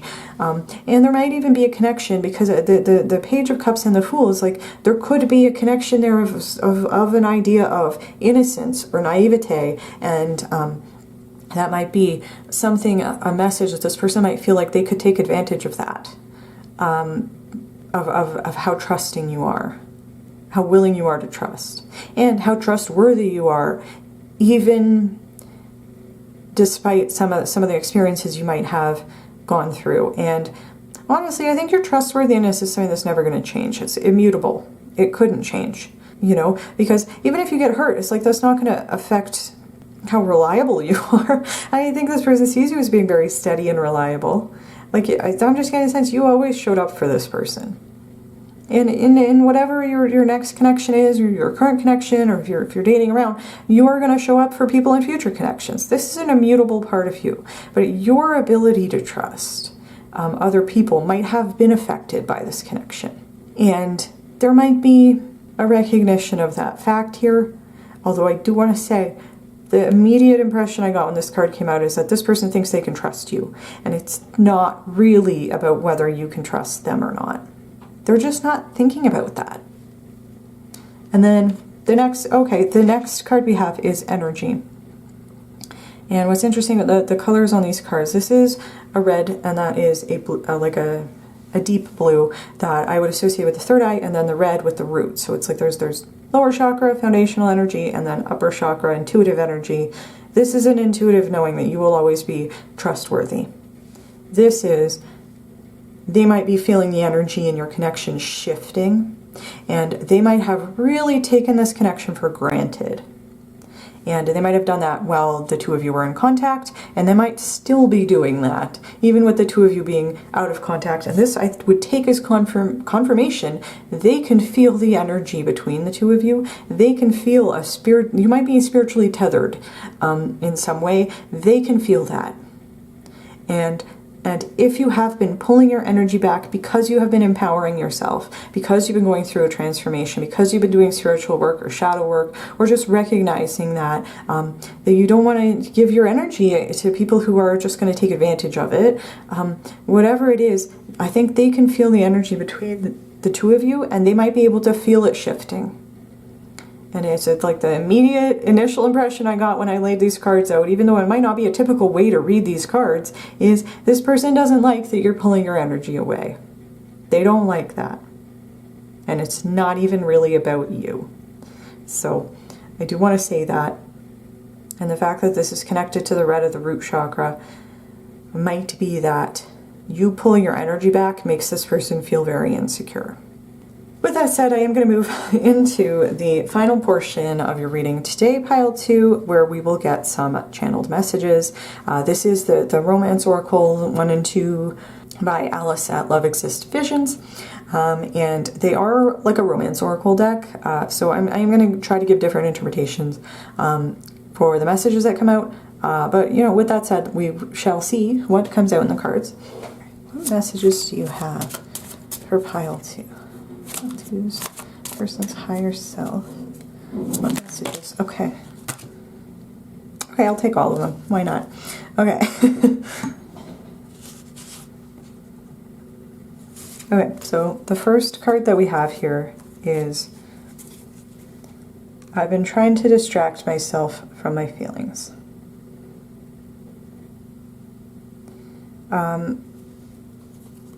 Which would make sense, you know, if this person's not very in touch with their emotions, or if they have some sort of unhealed trauma, an unhealed wound that they're not willing to look at or work on, it would make sense to me that they were just trying to distract themselves. And it could be that once they've started to feel that you are pulling your energy away from them, it's like it's gotten them to kind of refocus on that energetic thread between the two of you. They might have taken it for granted. I think I did say that. But it's likely that after your connection ended and you've been kind of no contact, that they have just been trying to distract themselves from what happened between the two of you. I'm getting the sense that this is somebody who does not like to own up to their feelings. And that might have been one of the reasons why this connection ended. It's either an unwillingness or an inability to examine how this person approaches relationships. That's what's coming through. So there's a blockage there for this person, and it's not healthy. And so with this, I would say, if that's something that you recognize about this person from your time together, there's a message here that they probably have not changed. We have every song reminds me of you. So you might have had, in your time together, and especially the Page of Cups, like that, like romantic energy, the creative connection there, you might have had shared musical tastes. You might have had songs that were couple songs for you, but it could just be like, even though this person's trying to distract themselves or has been trying to distract themselves, they are thinking about you again, and it could be because you are pulling your energy back. But it could be like this person is like every song on the radio,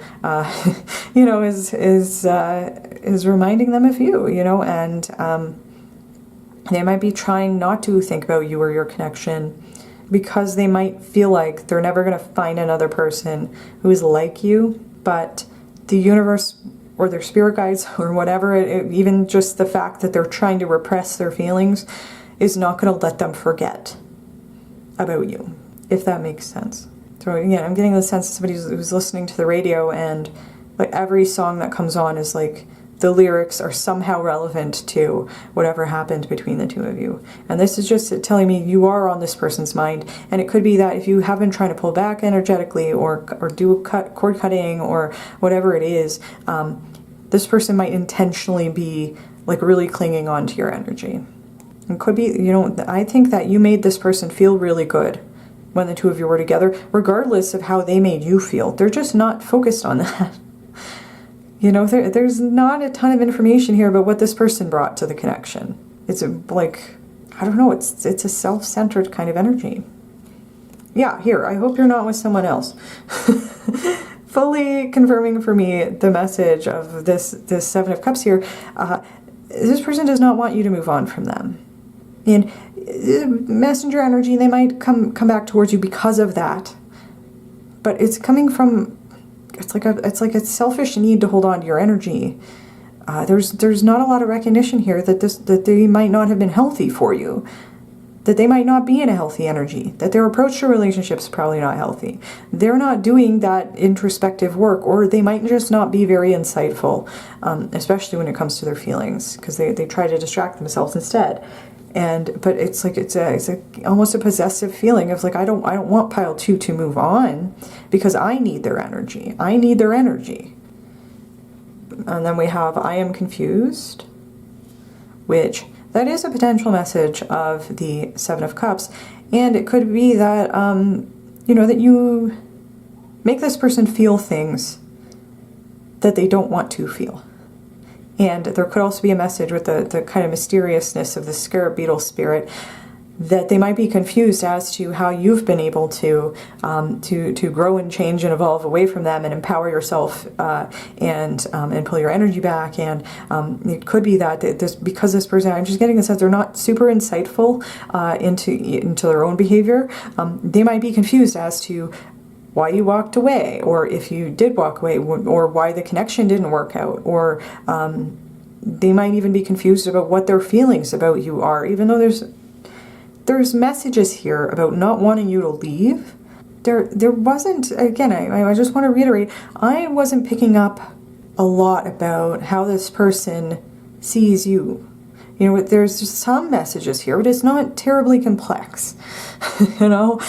It's a more simplistic view of you, and they just might be really confused about their thoughts and feelings when it comes to you. And they might be confused about how you're moving on from them, which is, not a great feeling. And then we have you hurt my feelings. So I'm getting the sense that that's true probably regardless of how the connection ended, even if they were the one who walked away from you.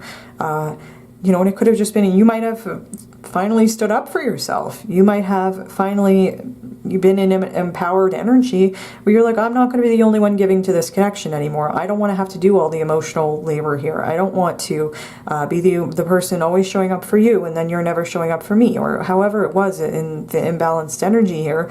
And they might have you standing up for yourself, they might have taken that personally. That might have felt like a personal attack to this person because they're just not super insightful. They're not very in touch with their emotional side, and they might have a very skewed perspective on what relationships should be.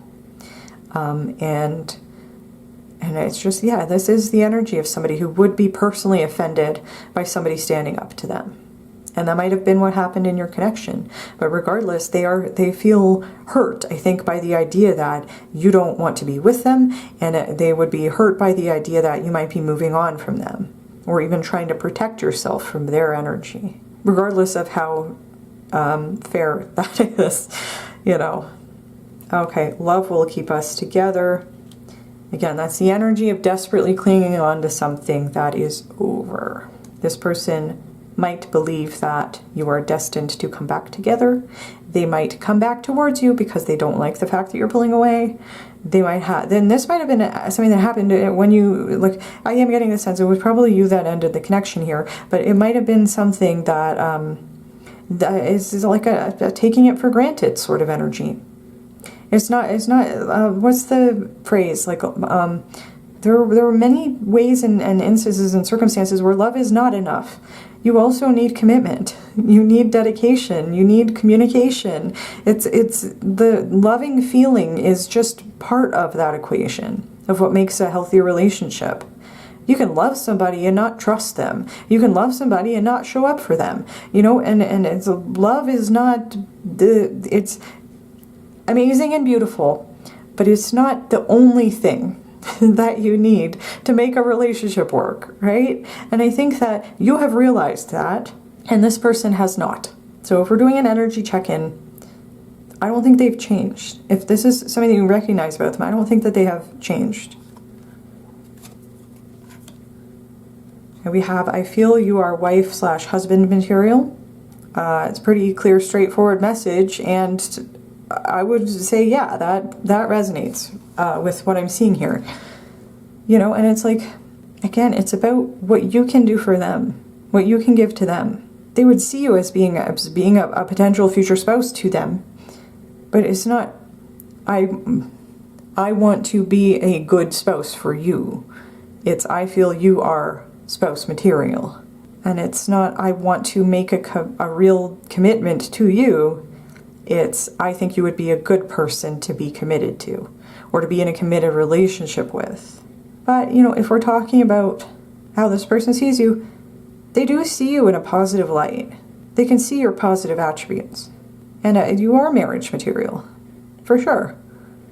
And they know that about you. And I think that's one of the reasons why they really don't want you to move on. Because someone else is going to come along and also know that you are spouse material.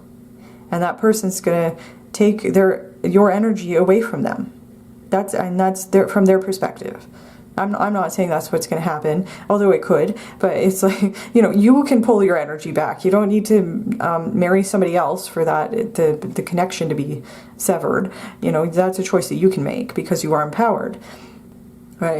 Again, it's like almost the energy of somebody who it's like that gross energy of like a creep in a bar who won't leave you alone until you say you have a boyfriend or a girlfriend or somebody. You know, it's until you tell them that you're taken by somebody else. It's like they're like, oh well, you know, if you're single then I have a chance. It's like no, you know, I can choose not to pursue you. I can choose not to be with you because I don't like you, and that's enough of a reason, you know, or because I don't want to, and that's enough of a reason. It's like no is a complete sentence, you know, but it might not seem that way to this person. They might not believe or respect or validate that, if that resonates. Okay, okay, we have not now in all caps. So the way we could interpret that is that despite this messenger energy, this person might not be coming back towards you, or this could be saying that this person is not ready to let go of your connection. They don't want you to move on from them. Not now. It's too soon for them, or even if this connection has been over for years, even if you haven't spoken to or seen each other for years, it's like this person's like, they're still not ready to let you go. They're very attached to your energy. And they might not be planning to come back towards you right now, but I just think that they don't like that you're moving on. So that's pretty much like the common thread of most of the cards that we have here, pile 2. And I hope that this reading has been helpful. I hope that it has maybe helped to give some insight into how this person is feeling and what they're thinking and their current energy. I think if you are doing energetic work related to this connection, I think it's a good idea to keep doing that. And I want to give my personal opinion that you are doing really well, and you have, you know, you do not need to feel obligated to give this person any more of your time or energy. You know, you do have options. You are marriage material, and you know there will be somebody who comes along who's willing to show up for you the way that you show up for other people, and that's a fact. So I wanted to say that before we close out your reading. And with that said, thank you very much for watching pile 2. If you like this video, please feel free to give it a like. Please comment down below and let me know how it resonated for you. And if you like my videos and you want to see more from me, you can feel free to subscribe to my channel. Thank you very much for watching, and I do hope to see you in my next video. Hello pile 3, and welcome to your reading. If you chose the Mermaid Tarot, this is going to be your reading for today, and we are going to check in with somebody that you are no longer in contact with. And the main question that we're going to be asking is whether this person misses you or not.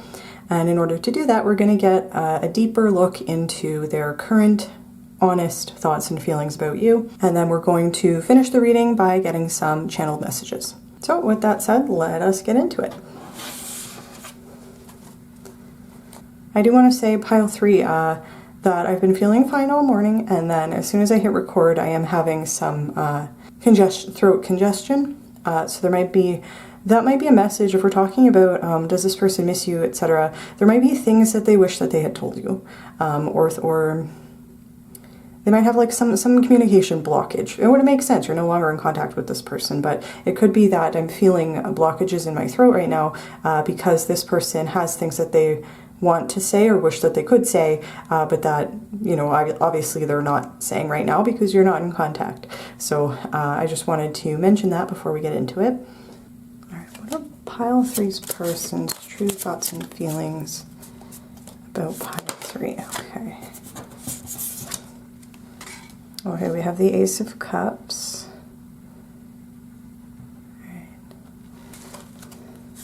Okay, they're coming out one at a time. We have the Three of Wands, all right. Our pile 3's person's truth. Okay. And yeah, they are coming out one at a time, but that's okay. I just want to take all the cards just so I can get kind of like an overall picture, because that's what I did with the other piles. So that's the Queen of Wands. Okay. Oh, and then we have the King of Pentacles. Interesting energy already. All right. 3's person's true thoughts or feelings about pile 3. 3's person's true thoughts or feelings. True thoughts and feelings. Okay. Ooh, okay. And then we have the Wheel of Fortune. Okay. Okay, I'm getting a particular message here because we do also have the Seven of Wands at the back of the deck.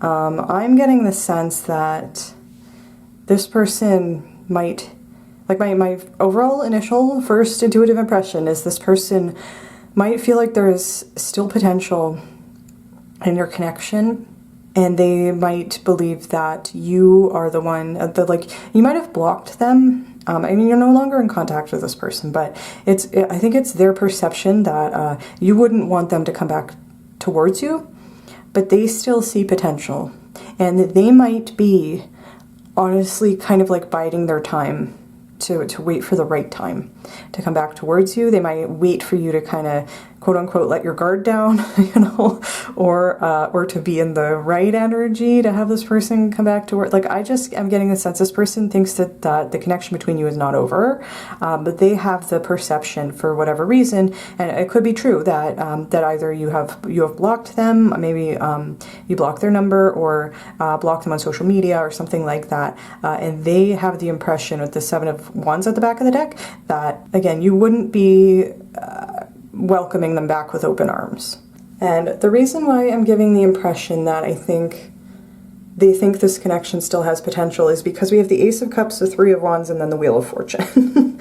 I think that the Queen of Wands and the King of Pentacles here, it's interesting because there's almost like kind of two ways that I could read that. First of all, they might be counterparts because it's a queen and a king, and that's regardless of gender. You could both be the same gender, or one of you could be a gender or whatever, but it's just about energies, and usually a king and a queen coming out usually talks to me about counterparts.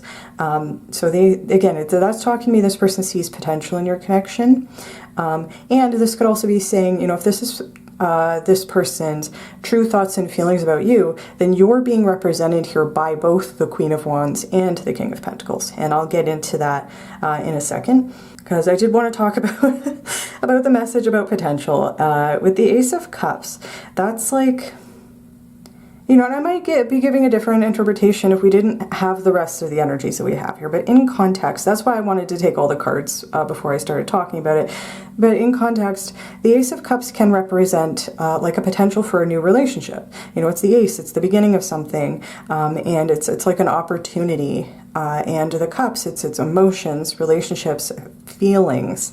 I think that it is likely that this person still has feelings for you, if they had feelings before. You know, I will say with the Ace of Cups and the other energies here, that I am getting the sense that for the majority of you, this is a romantic connection, or there was potential for it to be a romantic connection. It might have been like a situation where it never really got off the ground, or, you know, this person might have come towards you with like a romantic offer. You might have rejected them for whatever reason, or it just something might have happened where the connection wasn't able to reach its maximum potential, and that might be why you are on this person's mind. I am getting the sense that they are thinking about you, but there's some blockage here. I think that they think that you don't want to hear from them, but they still see potential in your connection. That's the basic message that I'm getting from the Ace of Cups being the first card that comes out here.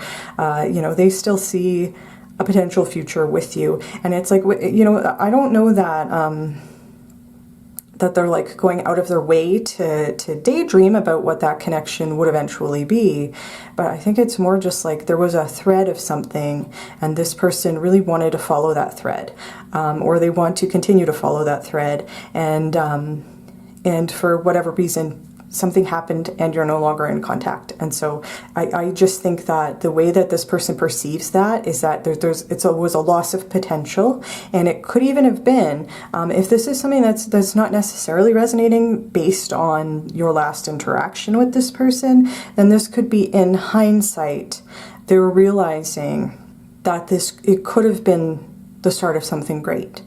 And there might be a regret there if that resonates for you. That I don't, honestly, with the energies here, I'm getting a positive vibe from this.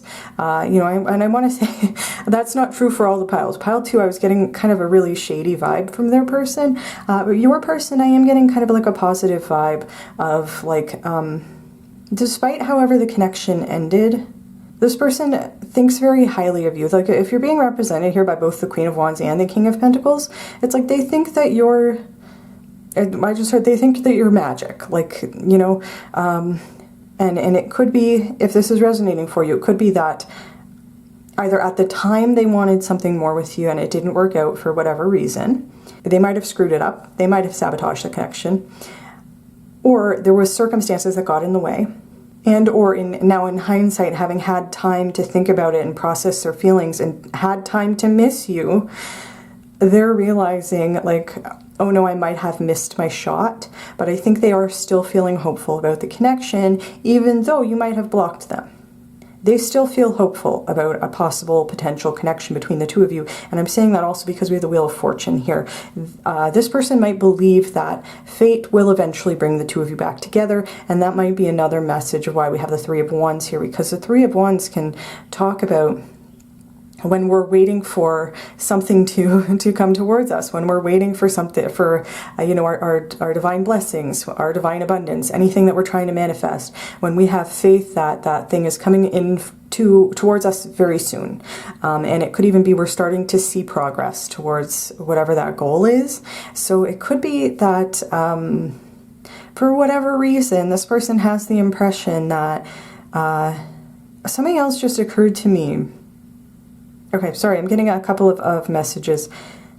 I'm looking at that Seven of Wands again. It could be that, because this card also represents like opposition from outside sources.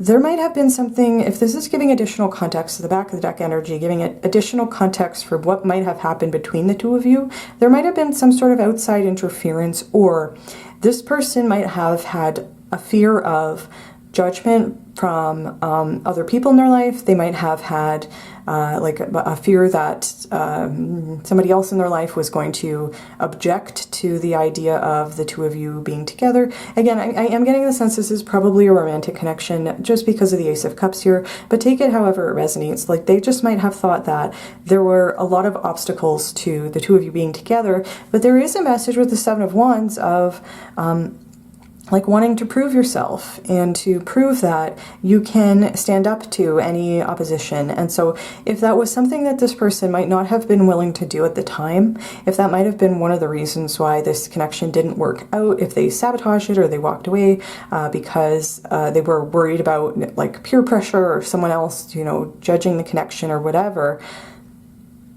I'm getting the sense they're not necessarily worried about that anymore. They might have gotten over that, and that might be a reason why they still feel hopeful about the connection. If we're asking, first of all, if we're asking whether this person misses you or not, there's a definite clear yes for me. Yes, they do. They do miss you. And if we're asking, you know, do they still want something with you? Is there potential here? You know, I'm not, you know, this is about their energy. I'm not getting a read on how you feel about this person. I mean, if you did block them, there's a good chance you don't want to hear from them. But if you are interested in rekindling something with this person, the message that I'm getting here is that's something that they probably want as well. Like they're in an energy now where they're kind of maybe even waiting for you to reach out to them. With the waiting energy of the Three of Wands, and then the kind of like patience, faith and divine timing energy of the Wheel of Fortune. And like again, part of the reason why I'm saying that I think that this person's like feels positively about you and like thinks really highly of you is, again, like you are being represented by the Queen and the of Wands and the King of Pentacles. That would tell me that you probably have a very balanced divine feminine, divine masculine. Again, the divine feminine, divine masculine is not really about gender, it's about energy. And how you kind of use your energy. And having a balanced divine feminine, divine masculine is talking to me about somebody who is responsible, takes care of the things that they need to do in their life. You step up when you need to, and you're also willing to take a step back and be receptive to other people as well, and to your spirituality and the divine. So there's like a responsible and nurturing energy. And the Queen of Wands in particular would tell me that, it tells me a few things. It tells me that this person thinks that you're really fun to be around, that they think you're really funny. You might have been, it might have been the kind of connection where it was like the two of you could just make each other laugh really easily, but it's like you're so easy to be around. You're just, and your energy is almost like addictive. That's something that's coming through. And I think that there is a good chance that this person might go through their memories of the two of you when you were spending time together and like really replay the fun times, the good times. What I'm also want to say, like the Queen of Wands in this deck in particular is giving me kind of like mysterious vibes. There's kind of like a witchiness to it, a spirituality to it, a manifestation energy to it. It's like the she's almost like practicing fire magic. Like there's something to the idea of you kind of harnessing your power. And I think that is something that this person finds really intriguing about you, and there's almost like a je ne sais quoi, like an unknown quality to you that they really like. And I know that's not necessarily a typical way to read the Queen of Wands, but that's just something that's coming through. It's like a powerful divine feminine figure you're like making magic happen for yourself and in your life. That's something that this person might understand intuitively that they might not know really how to put in words. Again, there's just some unknown quality to you that I think might seem a little bit mysterious to this person, and I think that they really like that. And if you do practice magic, or you do practice your spirituality like openly, and you were doing that at the time when you knew this person, I think that is something that they really like that about you, and they honestly, with the Seven of Wands, they might have judged that at the time, or they might have thought that other people were going to be judgmental, and that other people's opinions might have mattered to this person back then, but the message that I'm getting is they've kind of gotten over that. I think, if I'm being honest, and the question that we're asking is, do they miss you? I think it's almost like by losing contact with you, they realized that they, kind of like what they were missing. They've realized what they've missed out on with this Ace of Cups here by letting other people's opinions or outside forces or whatever have an effect on the two of yours connection, if that resonates. And I want to say that's the interpretation that I'm really getting from these cards. So if that's not resonating for you, this might not be your pile. But that's really the impression that I'm getting. It's almost like in hindsight, I can realize what I've lost. And it's like, it's almost an energy of this person kind of like with the Three of Wands and Wheel of Fortune, like patiently waiting for you to be ready to come back towards them. It's like they don't want to push you or force you, because they might have realized, if this is resonating for you, they might have realized that they messed up, you know, and I think that they don't want to, you know, especially if you have blocked them on social media or whatever, they don't want to come across as being forceful or being pushy or creepy in some way, which might not really, again, they might have had certain flaws or limitations, or be acting out of their shadow side when you knew them. If that's the case, then I would say that I think they have put effort into changing those aspects of themselves. If you knew this person to be controlling or domineering or pushy or whatever, that's not the vibe I'm getting from these cards, and that might speak to you know, a certain level of change this person might have gone through. Or if you do know them as being somebody who is maybe a little bit more passive, receptive, and not wanting to be a burden on anybody, not wanting to come across as forceful. If that is something that resonates for you about this person's personality, that is a vibe that I'm picking up. Like, they're waiting for you to come to them.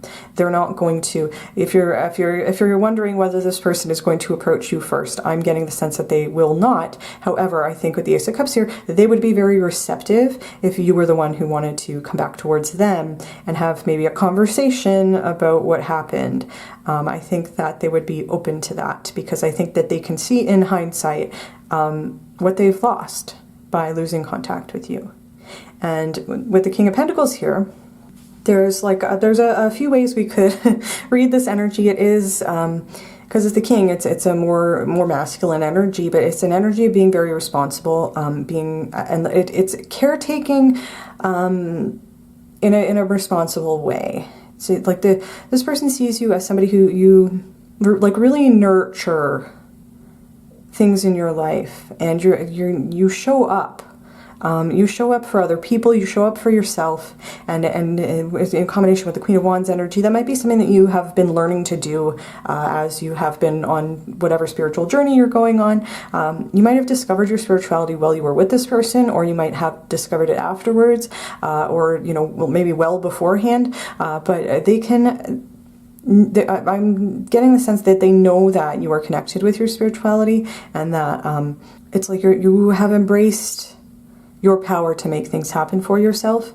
And I think with the King of Pentacles, it's like this person sees you as being very steady and reliable, and like a great person to be in a relationship with, or to if this is a more platonic connection, you're just a great person to be around. If the Queen of, like, you're fun and funny, and you probably had great times together with this person, and you were also somebody who would always show up. You know, you were willing to give to the connection, and to something that just came to me was the concept of like the mom friend, you know.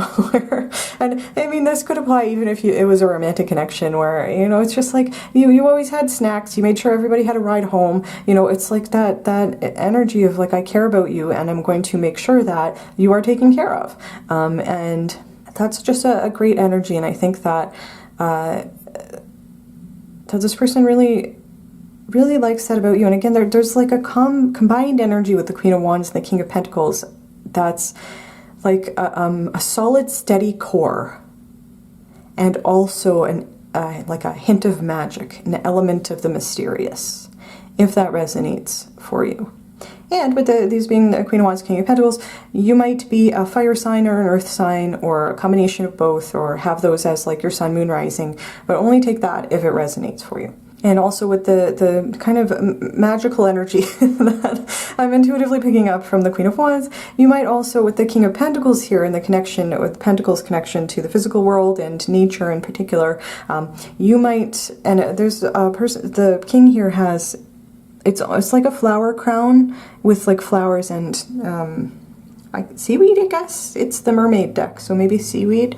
But you might work with plants or nature, be a very kind of nature witch kind of vibes, if that resonates for you. If that is resonating for you, I think that is something that this person really liked about you, or still likes about you. And it could be that if that's part of your aesthetic, I think, again, that's something that this person does like about you.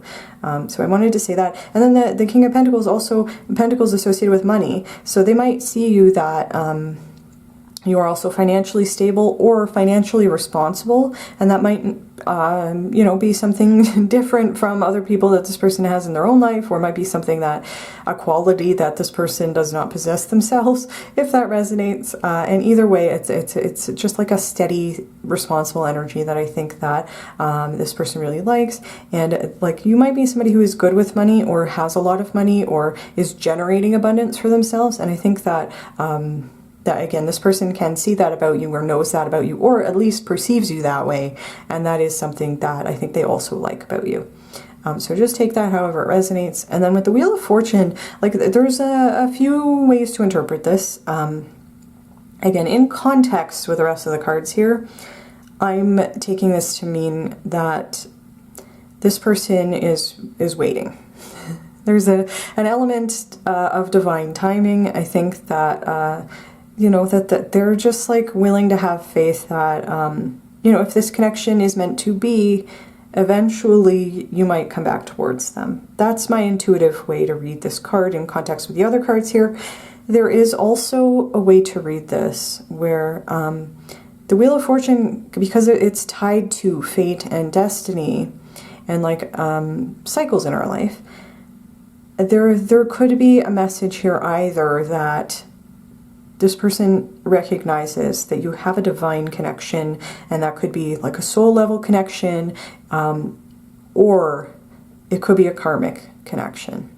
I will say with the rest of the cards here, I think that it is likely that this person thinks that it is more kind of on the soulmate side of the spectrum. You might see this connection as being karmic, but that's why, like, there's kind of different ways to read this card. It is upright, which for me would be more of like kind of the soulmate side of it. If it was reversed, it might be talking more about a karmic connection and be more like a warning from spirit.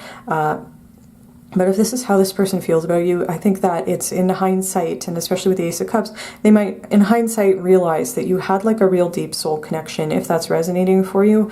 And you know, and I think that they do regret whatever happened between the two of you, because they really miss your energy. That's something that is coming through pretty strongly. And then I did talk about the Seven of Wands at the back of the deck, and that it could mean multiple things, and I think you might have a sense of which interpretation applies to you, or maybe all of the interpretations do. But yeah, it's like almost an energy of either I have to prove myself, or I have to defend myself, or I have to put in a boundary. And that's why my initial interpretation was, you might have blocked this person, you might have told them you never want to see them again, or never want to speak to them again, or you might have been the one that ended the connection, and that might have given them the impression that you do not want to hear from them, and that if the two of you were to rekindle something or start talking again, get back in contact, the ball's in your court. Like, it would have to be something that you initiated, because there would be resistance and blockage if they came back towards you. That, again, was my initial intuitive interpretation. This can also, as I said, talk about there might have been outside interference, or this person might have feared judgment from other people in their life towards the connection. And I'm just getting a sense that they don't care about that anymore, because they realized what they lost. And I think that it was too high of a price to pay. And at the same time, they don't want to be the one who approaches you. They're waiting for you to be ready to approach them, if that is something that you want to do. I mean, obviously, of course, don't ever feel obligated. You know, if this is a karmic connection for you and you have no interest in this person, for sure, like, you fully validated in doing whatever you need to do for yourself, right? But I am getting the sense that, you know, this person would be open if you were to approach them. So just take that however it resonates for you. That's just what's coming up in the cards. And so I'm going to get the Oracle cards. Oh my goodness. Okay. And I have not looked at the Oracle cards, just because it's honestly more fun for me not knowing what's going to come out in the cards. But this is, yeah, this would say to me is reconciliation. You know, if this is what this person's thinking about, yes, they are open to reconciliation. They are thinking about it. And at the same time, I'm getting the sense they don't want to force you to talk to them. And they probably won't be the one who reaches out. However, they might, they might. But with the Three of Wands kind of like waiting energy, and the Wheel of Fortune, again, an element of divine timing, and then maybe feeling blocked or literally being blocked.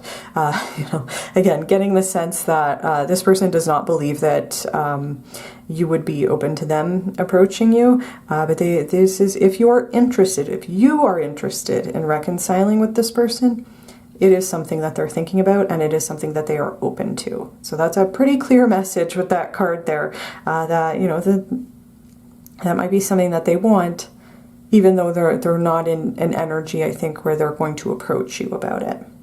Okay, and then we have the last quarter moon in Cancer, which says, take a breather. And that's interesting.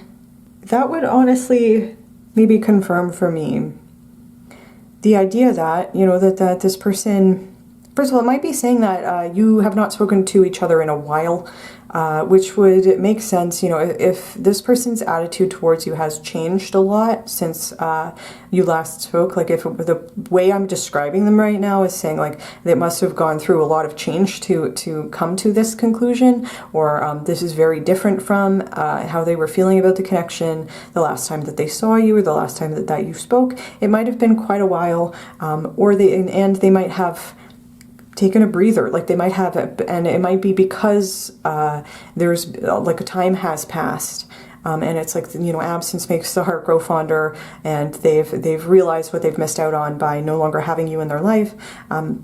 Taking that breather, I think, has given them time to realize that you might have had some sort of soul level connection, that there was an element of the divine between the two of you, and I think that they've given themselves the time to rethink and reconsider their thoughts and feelings towards you. I think that, the Queen of Wands, King of Pentacles, this is probably how they've always seen you.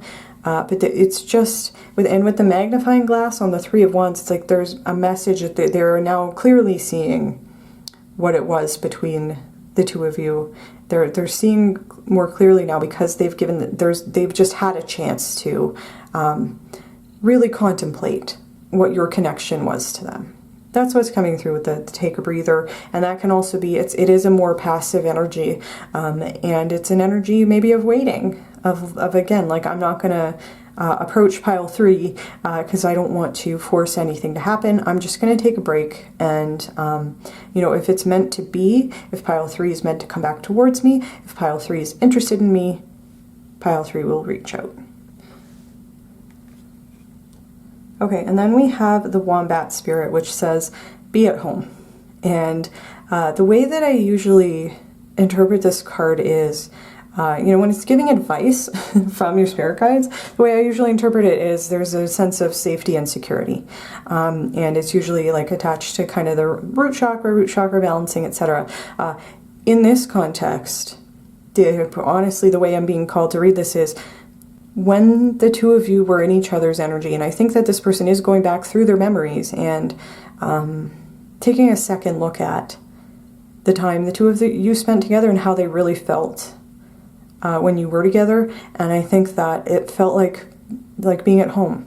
Like, and that would confirm for me the message of the Wheel of Fortune being connected more to being soulmates than being a karmic connection. And that could still be saying, I don't want to put pressure on you. If this is not a healthy connection for you, you do whatever is best for you, okay? But I think this person sees you as soulmates. I think in hindsight, they realized that they felt very comfortable with you, and it felt like coming home.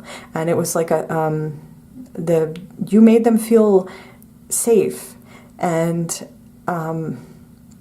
that is something I would associate with a King of Pentacles. And at the same time, it was also a really fun connection. I think you brought like life and light into this person's life that they might not have gotten from any other source. And again, it's just kind of giving me the sense that it's like that this person has realized things in hindsight that they maybe weren't willing to admit to themselves at the time, or other things got in the way. But I think they're realizing that they were at home in your energy. That's really the main message that's coming through here. And I think with be at home, does this person miss you? Yes, 100%, absolutely. There's no doubt in my mind. They want to be back in your energy because it felt so comfortable and safe for them to be around you, regardless of whatever happened between you and the connection. And they're realizing that in hindsight. Okay, yeah, we have magic. And it is a purpley color that I would probably associate with the higher chakras.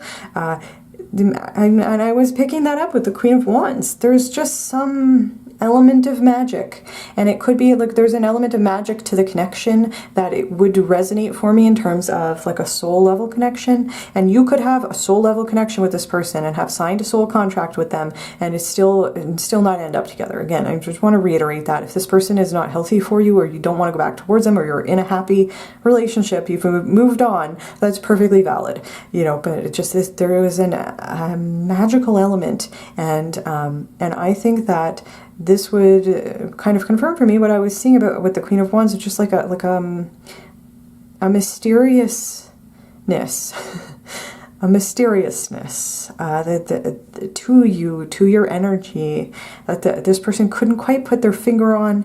And it could be that it is related to your spiritual practices, and whether or not you practice magic. There's something magical about you, and something magical about your connection with this person, and they're realizing it in hindsight. And it could be that, honestly, it could be that they always knew this about you, and their feelings about you have not changed. And it might be the only thing that has changed or shifted has been their willingness to show up for this connection, if that resonates for you. I think they've always known that you have a certain magical quality, a certain je ne sais quoi, a certain unspoken, unnameable thing that is related to you and who you are. And this could also be talking about, like alchemizing in terms of certain experiences in your life and using them as learning and growth opportunities, and just like transforming what might be a blockage or an obstacle into an opportunity for yourself. And if that resonates for you, then I think that this is something that this person really admires about you. I mean, the basic message of this card is that this person thinks you're magical, you know, and that's a beautiful energy. Okay, and we have cleanse. And what's interesting is that this card is a blue that I would associate with the throat chakra, and I was feeling like a blocked throat chakra at the beginning of your pile, and that would even connect with if you have, with the Seven of Wands, if you've blocked communication with this person in whatever way, they can feel that, and there might be like a need to clear their throat chakra when it comes to you. And you know, again, I was feeling congested at the beginning of the reading in my throat, and it's like the cleanse. They might have things that they really want to express to you, and something that's coming through is that this person might write letters to you that they do not send, if that is something that is in alignment with their personality. You know, if they're not the type of person who would do something like that, they might not do that. But it could also be they might have like imaginary conversations with you in the shower, you know, to kind of get the words out, even though that right now they feel like they can't talk to you for whatever reason. Possibly because you have blocked them or walked away from them, if that resonates for you. And I mean, honestly, we don't have a ton of context in terms of whether this person like hurt you or not, or if there was like a really contentious split when the two of you lost contact. I don't have information about that. All I know is this person feels really positive about you. And again, this is talking to me about this person has a lot that they want to say to kind of clear the air between the two of you. And it could also be saying, I don't know that Because this is this person's perception of you. I don't know that this person practices magic or spirituality or anything, but there's some connection here to the cleansing power of water. And the way that I would interpret that, if, again, I am having throat chakra stuff, the way that I would interpret that, if this person is not the type to practice spirituality, they might have cried a lot.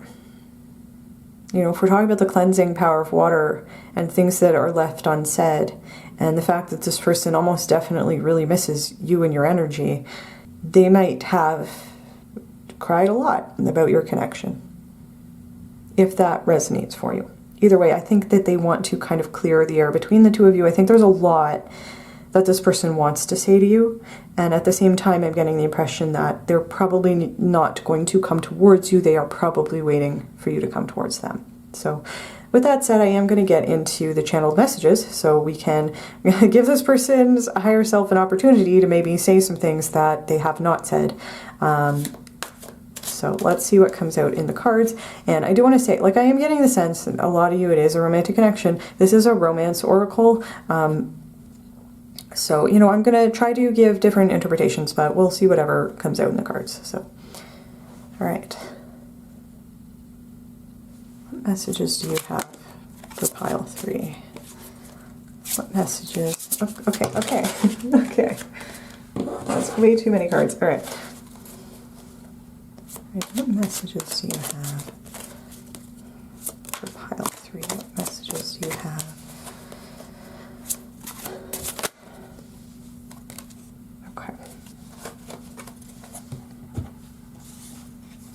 I also want to say, I've suddenly got hit with the reason why I was sighing like that. I suddenly got hit with a wave of nausea as I was pulling those cards. This person might feel really nervous about speaking to you again, even though I think there is a lot that they want to say. They see a lot of potential here. They might be waiting for you to come back towards them. We do have the reconciliation card. I think that it might be really hard for this person to talk about their emotions, or they might just be really nervous. If you did reopen the lines of communication with this person, like that sudden wave of nausea as the cards came out, it would tell me that they might almost like have a panic attack if you came back towards them. At the same time, there's probably something that they really want, but just, you know, take that however it resonates. Okay, we have, I admire how hard you work, which would absolutely resonate for me in terms of the King of Pentacles here. Very hardworking energy. You know, it's the commitment of a Pentacles and the responsible energy of the King. You know, it's definitely, they see you as a very hard worker, and they really admire that about you, and especially for doing spiritual work and things that have to do with magic, however that resonates for you. They can see how you have been really showing up for yourself, and it could be that you really showed up for them, and they can appreciate that in hindsight in a way that they might not have appreciated during the time when the two of you were together, if that resonates. But either way, that is a message that's coming through. They do admire your like really responsible, hardworking energy.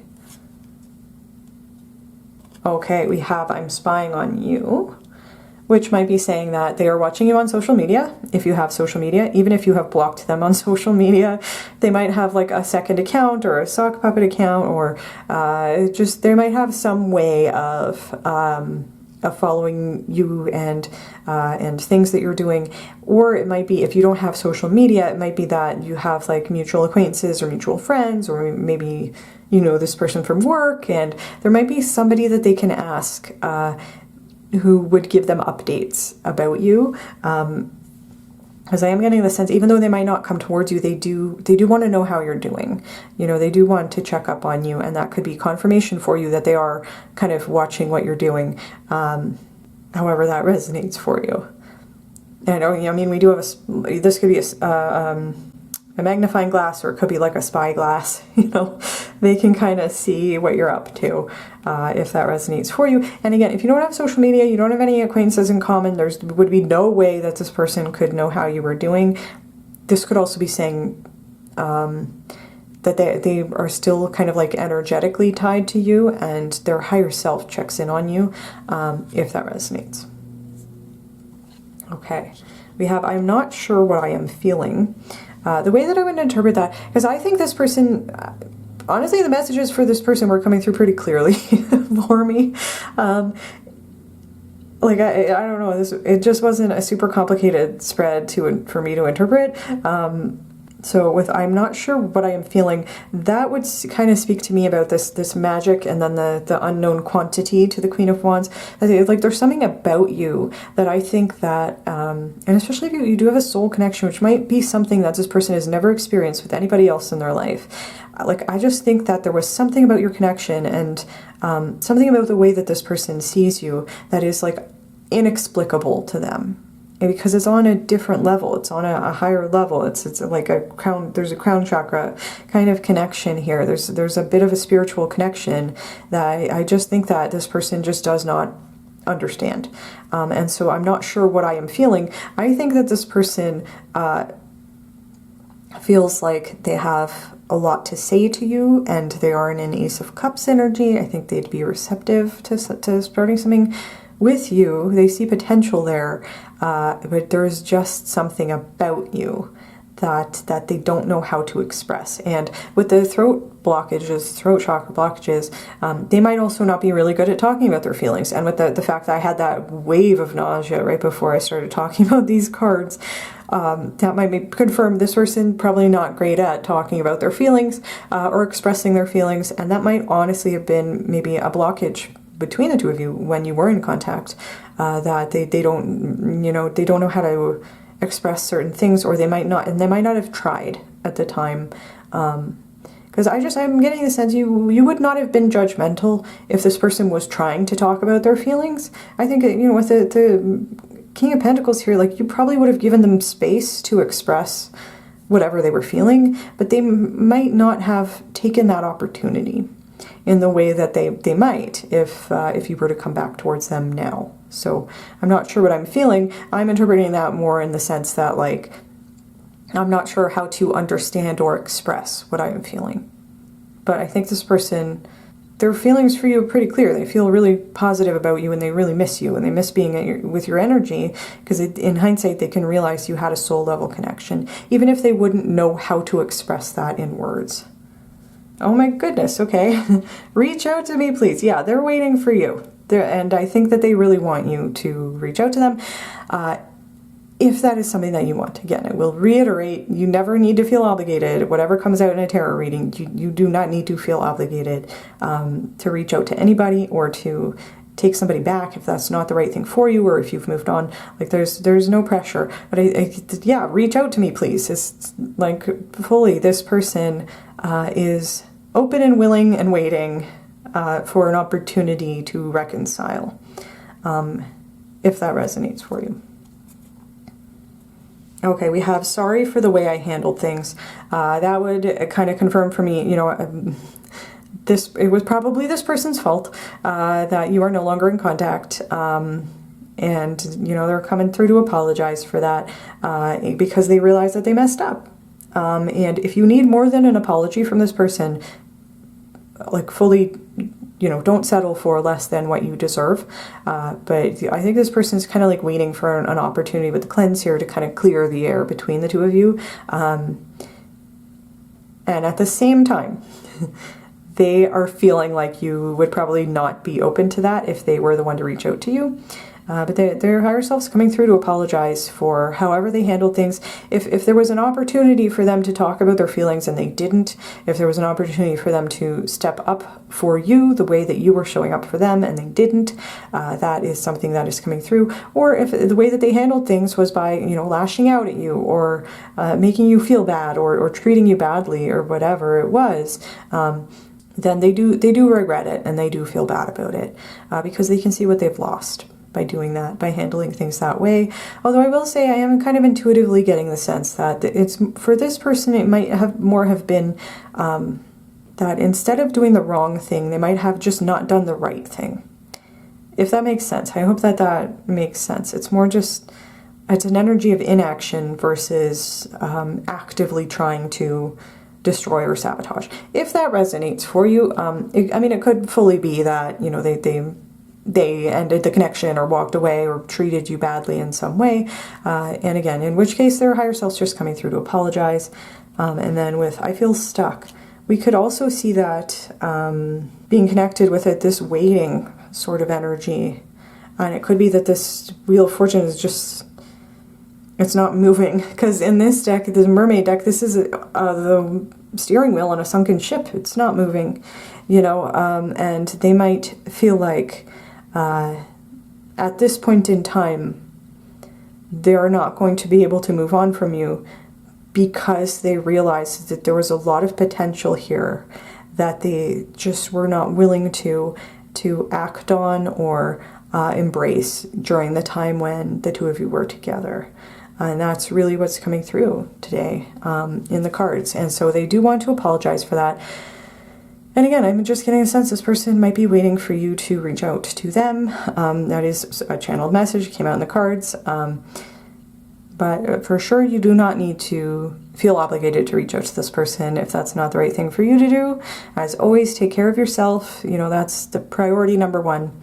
And with that said, I am going to leave your reading here today, Pile 3. I hope that you've enjoyed this reading. If you did like it, please feel free to give it a like.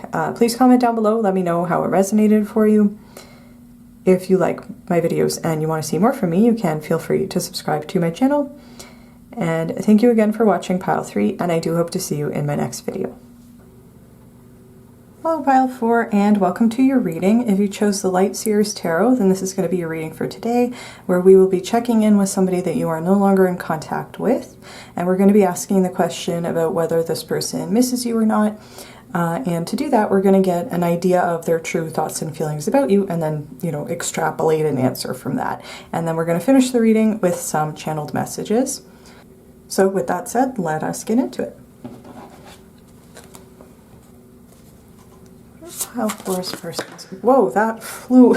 There are two cards that flew all the way over and landed on my lamp. Okay, so we have the Eight of Cups and the Queen of Swords.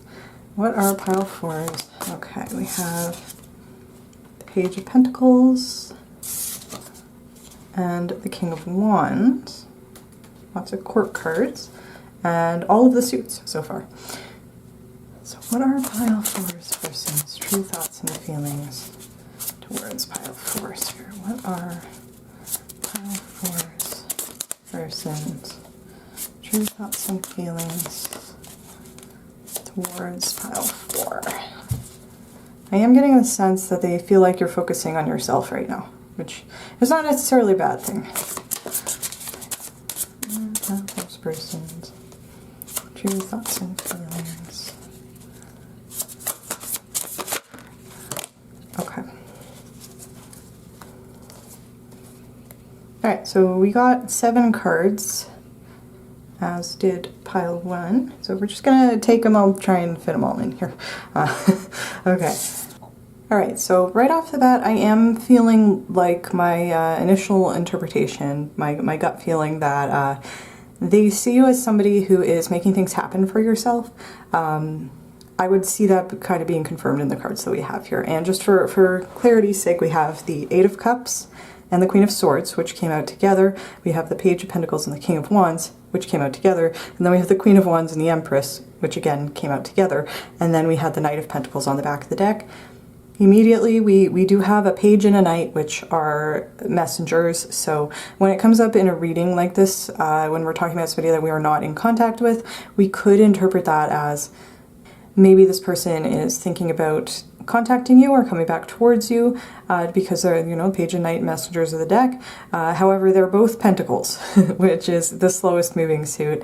So there might be a message that if this person were to reach out to you or try to get back into contact with you, which I'm not sure they would, because I'm getting the sense that that you were the one who ended this connection, if that resonates for you. But if they did, there's a message here that it wouldn't be for a while. Like, I don't think they're really ready, if we can interpret that from these cards. And I do think it's interesting that in a 7-card spread, we have 5 court cards and then the Empress. So And they do each carry kind of their own distinct energy, which tells me that this person sees you as being very multifaceted. I'm sorry if you can hear my cat. I'm doing some spring cleaning, so the house is upside down and he's a little bit disturbed, but, you know, so he might be making some noise in the background. I apologize. With the first card being here, being the Eight of Cups. The Eight of Cups can talk about when we're choosing to leave something behind, when we're walking away from things that are no longer serving us, they're no longer in alignment with our energy. It's like a bittersweet feeling of recognizing that something is, again, is no longer healthy or in alignment or good for us, as we've changed or evolved or gone through some spiritual growth, and it's time to walk away. And it's recognizing that, and that there are going to be brighter things over the horizon. And I really like the depiction of the Eight of Cups in this deck, because I think it really does kind of evoke that bittersweet kind of feeling of, you know, this person's done the burning bowl ceremony, they're leaving something behind, and they're walking towards whatever is over the horizon, with the hope that whatever that is going to be healthy. It is going to be in alignment. And the fact that this is the first card that came out is giving me the impression that you might have walked away from them. If this is their true thoughts and feelings about you, it's like this is a recognition from them that you have walked away towards a brighter future. And I do want to say, this is a different spread with different cards, but it's almost like a similar energy to pile 1, and they also had 7 cards. So if you felt drawn to pile 1, there might be messages there for you as well. But the energy I'm getting from the overall spread is you are reintegrating all the different parts of yourself, and you're stepping into your power, and it is almost an energy of, like, I'm seeing like a like the different facets, the different sides of like a cut diamond, and how each one can reflect a different type of light, if that makes sense. And it's like a multifaceted because I'm getting the sense this person sees you as, you are not just one archetype, you are not just one stereotype, you are a complicated being. And it could be there could be a message here. This person is finally recognizing all the different parts of you, all the different sides of you, or you are finally recognizing and acknowledging all of your different parts and components and trying to integrate all of those things towards becoming the Empress or being in your Empress energy. And that is regardless of gender. You know, we have a mix of gendered cards here, but I'm getting the sense all of these court cards and the Empress all represent you.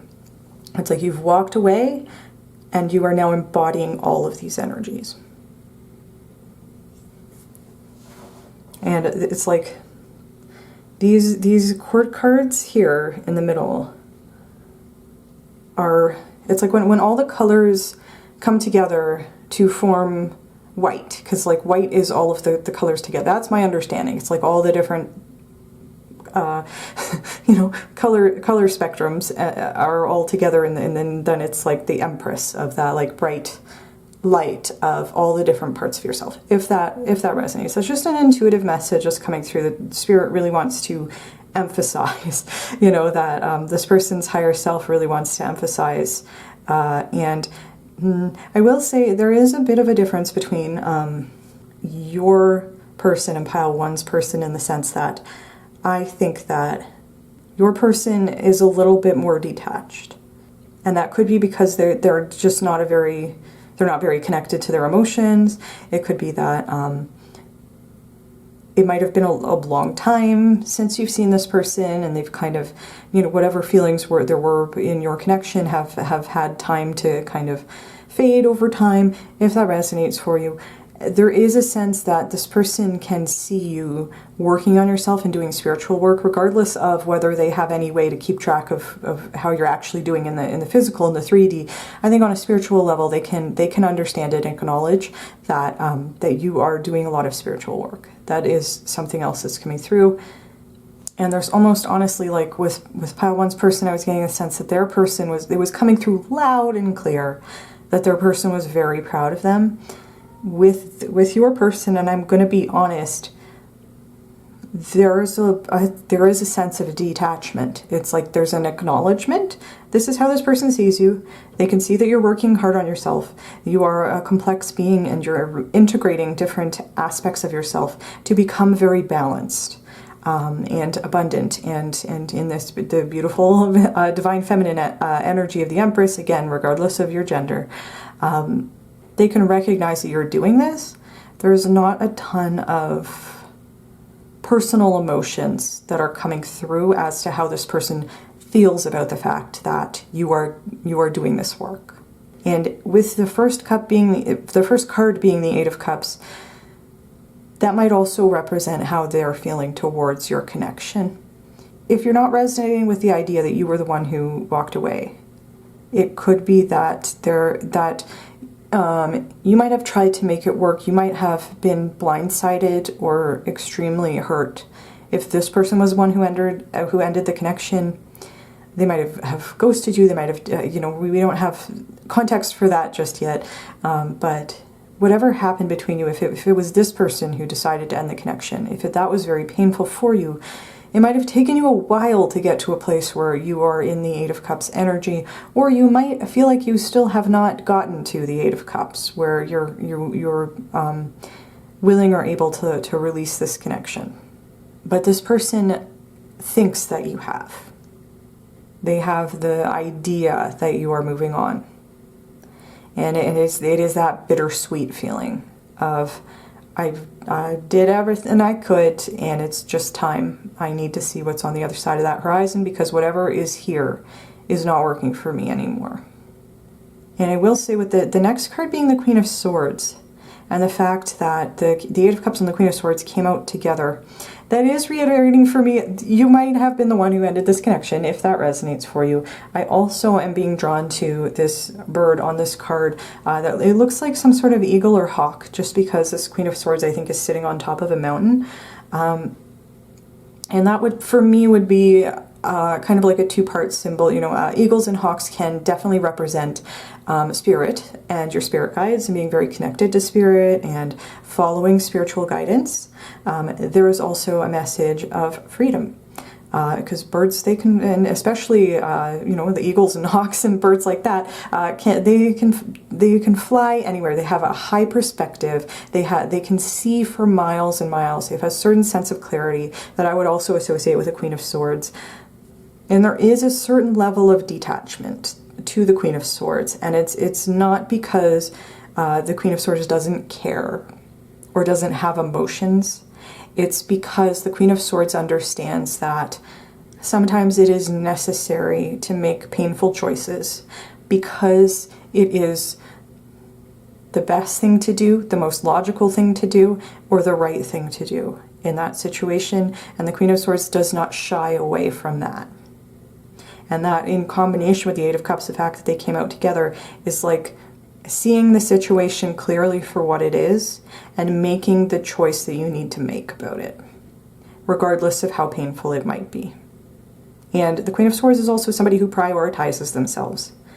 And that might be something that you are learning how to do, something that you needed to learn how to do in this connection, and something that if you were the one who ended the connection because of this Eight of Cups, Queen of Swords energy, if you realized it wasn't working, or whatever reason you had, maybe you were evolving away from this person, or maybe they were behaving childishly or just not showing up for you, or whatever, maybe they sabotaged it and you were like, okay, I don't have to keep this energy in my life. I don't need to stand for this.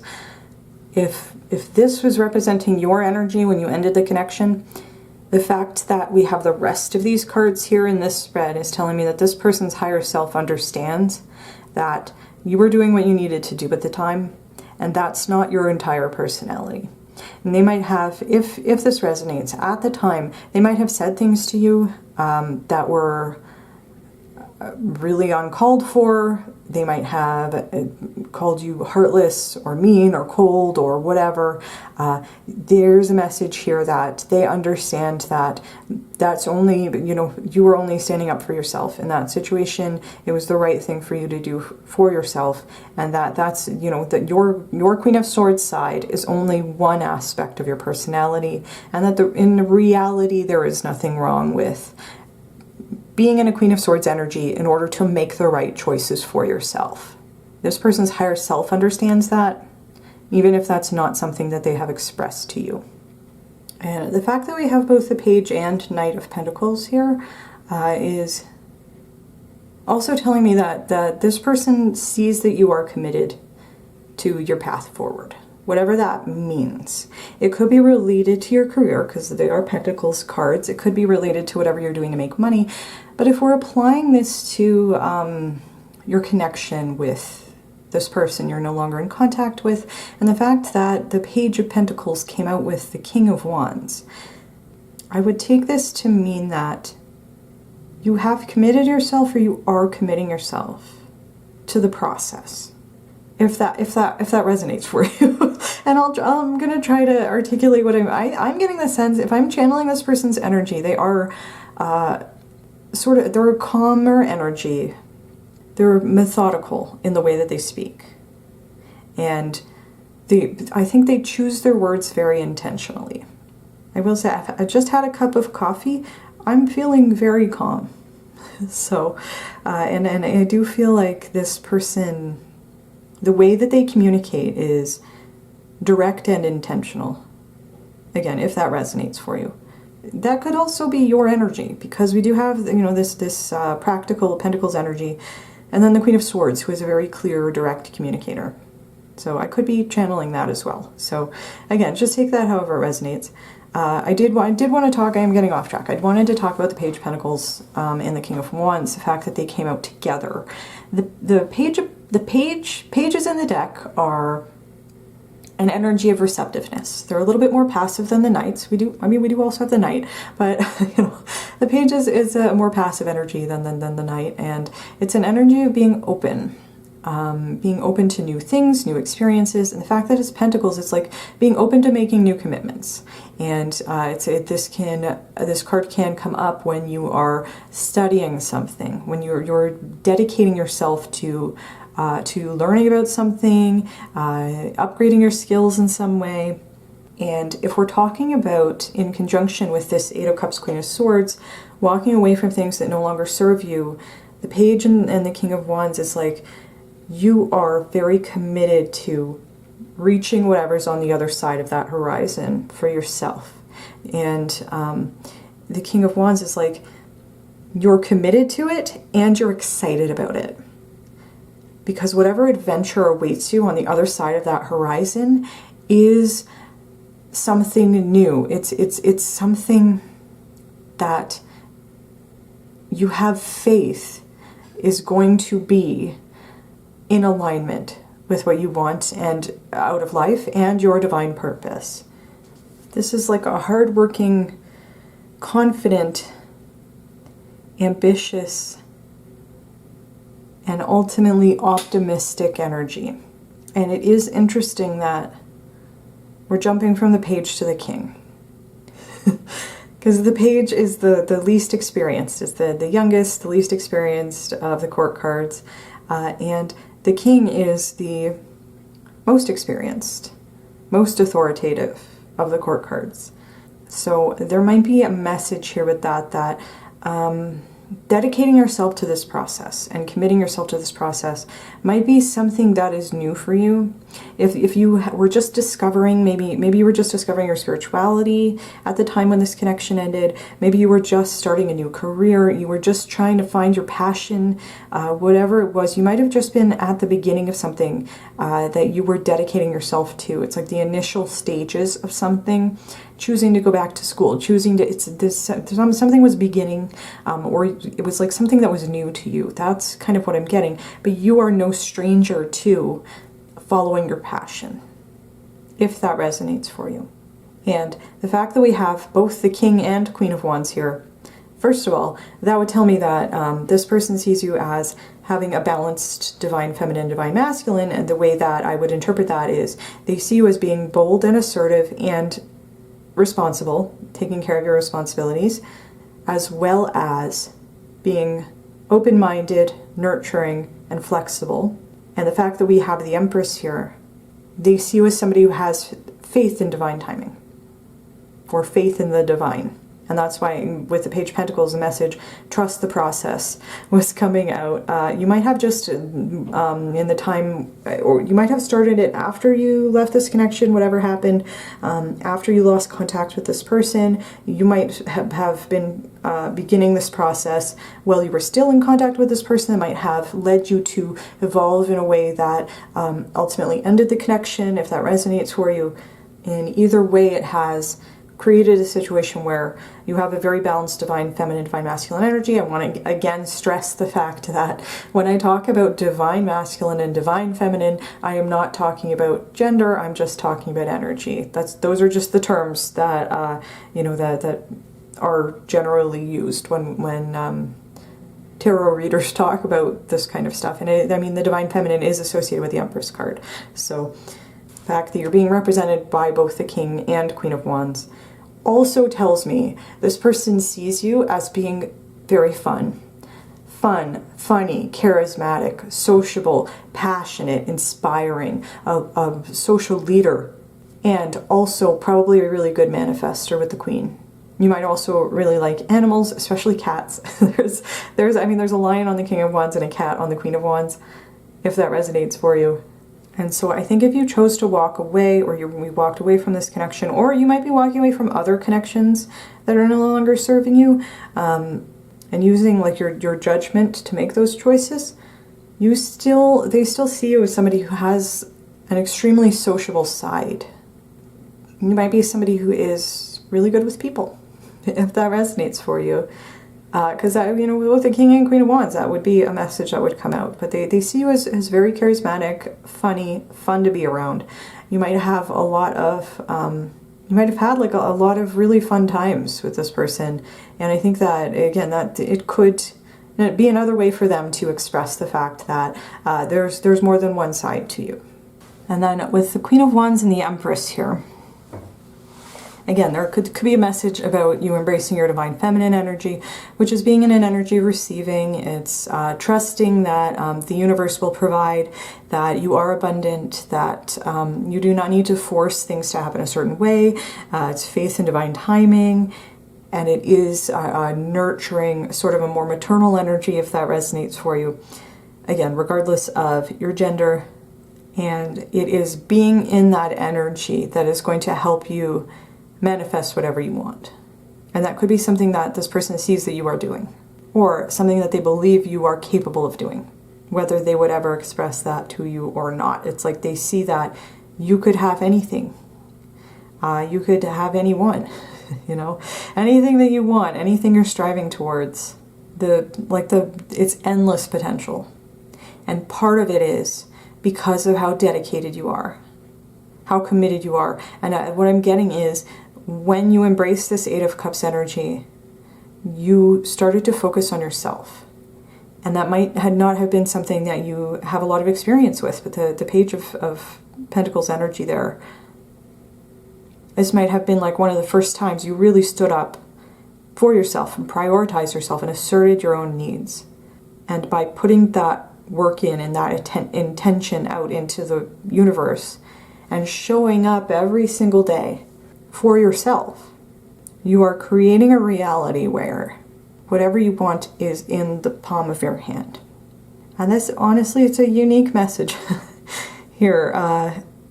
Again, I mean, if we want to put it into words, it's committed, dedicated, open-minded, non-judgmental, funny, fun, charismatic, assertive, intelligent, perceptive, and very clear on what your goals are and where you're going. And there's an energy of, it doesn't matter how long it takes. What matters is that I'm not going to stop moving forward. And that's part of how this person sees you. So I don't know how much that has resonated for you so far, but those are the messages that are coming to me as I'm looking at these cards. And you know, the Knight of Pentacles, very committed, very much like a one day at a time, long-term goal sort of energy. And the Knight of Pentacles is someone who trusts the process. So that phrase has come out multiple times. That might be something that resonates for you. That might be something that this person says a lot, or how their mind works. But that was something that has come out a lot. I am getting a sense this person might not be very demonstrative with their emotions, but they can see that you were working hard towards your goals and prioritizing yourself. That's how they see you. And with the King and Queen of Wands, if we're asking the question, does this person miss you? I'm not channeling a ton of emotions right now. It's sort of like a very zen kind of emotionally detached energy, if I'm being honest. But, you know, with the King and Queen of Wands here, I would say that, yeah, you know, I think that they do, because if you had fun times together, if you made, I'm getting the sense you probably made this person laugh a lot. You might have had like kind of, you're very committed and focused. But you also have like a really fun side that I think that it's likely you have memories, or this person has memories of you, where you were kind of like the life of the party, or the life of the crowd, or like just like a bright kind of sunny attitude, that they might have memories of times together where they have seen you in that light. And I think that they do miss being in that energy, just because it's a really positive energy to be around. And again, with the King and Queen of Wands, you might also be a very inspiring person. You might have tried to inspire this person, and they might be coming through to say that they still feel inspired by maybe some of the conversations that you've had in the past. If that resonates for you, I would say yes. However, it's like a yes, but, you know, yes. However, I do think that this person does feel emotionally detached. And that could just be because they're not letting me feel their emotions, because they don't like to express how they feel, or because they're very detached from their emotions. This is like an intellectual conversation that I'm having with this person. And again, I'm not channeling a lot of feelings here, but you know, if they do miss you, it's because they have positive memories of you. So that's kind of my attempt to answer that, but we will see what comes out in the Oracle cards, and then we are going to get some channeled messages. So the first Oracle card we have is Confidence. And honestly, that's something I think I forgot to talk about with both the King and Queen of Wands, and the Queen of Swords, and the Eight of Cups. Whatever we're talking about here, yes, absolutely. All of those cards to me would talk about a certain level of confidence, and it takes a lot of confidence to walk away from things that are no longer serving us, especially because this is a Cups card and there are feelings involved. And there could be could be a sense of guilt or a sense of obligation to whatever we're leaving behind, and it takes a lot of courage and confidence to walk away from something, even when it hurts us, even when it hurts the other person, even when it's painful, because we recognize that it is ultimately the right thing to do. But it requires a lot of confidence. I also want to point out that there is an angel. I mean, it's a figure that has wings, so I would interpret this as an angel. I think that this might be a message that this person perceives you to be divinely guided or divinely protected. That was something that I was seeing with the eagle or the hawk, whatever bird is on that card. This person can recognize that you are on a spiritual path, you are on a spiritual journey, and that they could even have the perception that whatever confidence has led you to focusing on yourself, trusting the process of whatever journey you are on right now, and getting to this Empress energy here, has been guided and supported by your angels, and that you are divinely protected. And that could be something that's coming from their higher self. Honestly, and when I said divinely protected, I'm seeing 44 on the clock, which is a number that is associated with divine protection. So that could be a confirmation you are divinely protected. That could be coming from your spirit guides coming through to say, yes, we are protecting you. That might be, but this message of being connected to the divine might be something that this person, I am getting this, they're a little bit more cerebral, a little bit more intellectual. they're just not an emotional person. You know, they're very zen, but you know, it's just there's an element of detachment to them, but they, you know, they might recognize you are connected to spirit. You have a spiritual connection. You have a connection to your own divinity. Whether they would articulate that in the 3D or even have the words to express that, their higher self is coming through to say, yes, I can recognize that about you. And I think that they do admire your confidence. I think that that is something that they're recognizing. It has taken confidence to get to this point where you are in your life. And they see you as being, I get the King of Wands, Queen of Wands, very confident energy. Queen of Swords, you know, is very confident about their choices that they're making. And the Empress is confident that the abundance and things in this world that are meant for them are coming towards them in divine timing. And it could be, if this is a romantic connection, it could be that when they knew you, or perhaps if this is something that has developed since your connection ended, that they find that confidence to be attractive, if that resonates for you. Okay, yeah, we have the new moon in Taurus, which says, know your worth. And the fact that it's the new moon might be saying, as was the Page of Pentacles, it might be saying that your self-esteem, your feelings of worthiness might be something that you have developed since walking away from this connection, because this is the first card. And then this is everything afterwards. So this person might have like really fun memories of being with you, but this King and Queen of Wands energy might be something that has developed since you have put in certain boundaries or walked away from certain people or cut certain connections out of your life, which might include this connection. It's, you know, it's starting a new era where we are focusing on ourselves. We're committing to something new, and we know our worth. It's the new moon. And I'm making the connection to the Page of Pentacles specifically because this is connected to Earth.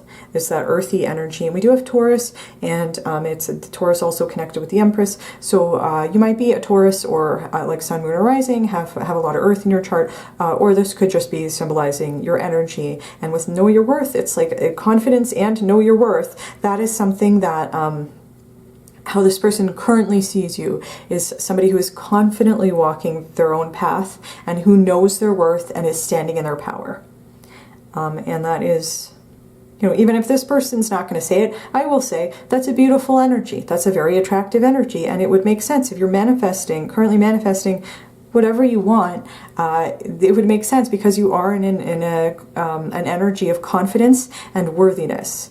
It's a high self-esteem energy, and it might have taken work to get there with the Page and the Knight of Pentacles there. But you are putting that work in every single day, and you might be doing affirmations. You might do mirror affirmations, whatever it is that you're doing. This person has the perception that it is working. And so that's, yeah, I would take that as confirmation that you might be entering a new phase in your life where you are prioritizing yourself because you know your worth. And it could be that if you decided to walk away from this connection, you realized that you deserve something better. Or it could have been, even if this person ended the connection, you might have eventually realized that you deserve better than, you know, having your heart broken or being hurt by somebody would have ended the connection however it ended, if that resonates for you.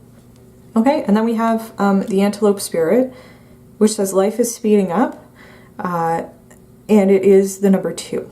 And with that Empress energy, there might be a message coming in from this person's higher self that they can recognize that because you're in an energy where you're just strongly manifesting, if you are not currently in a relationship, you might be manifesting somebody like a partner who will match your energy, if that resonates for you.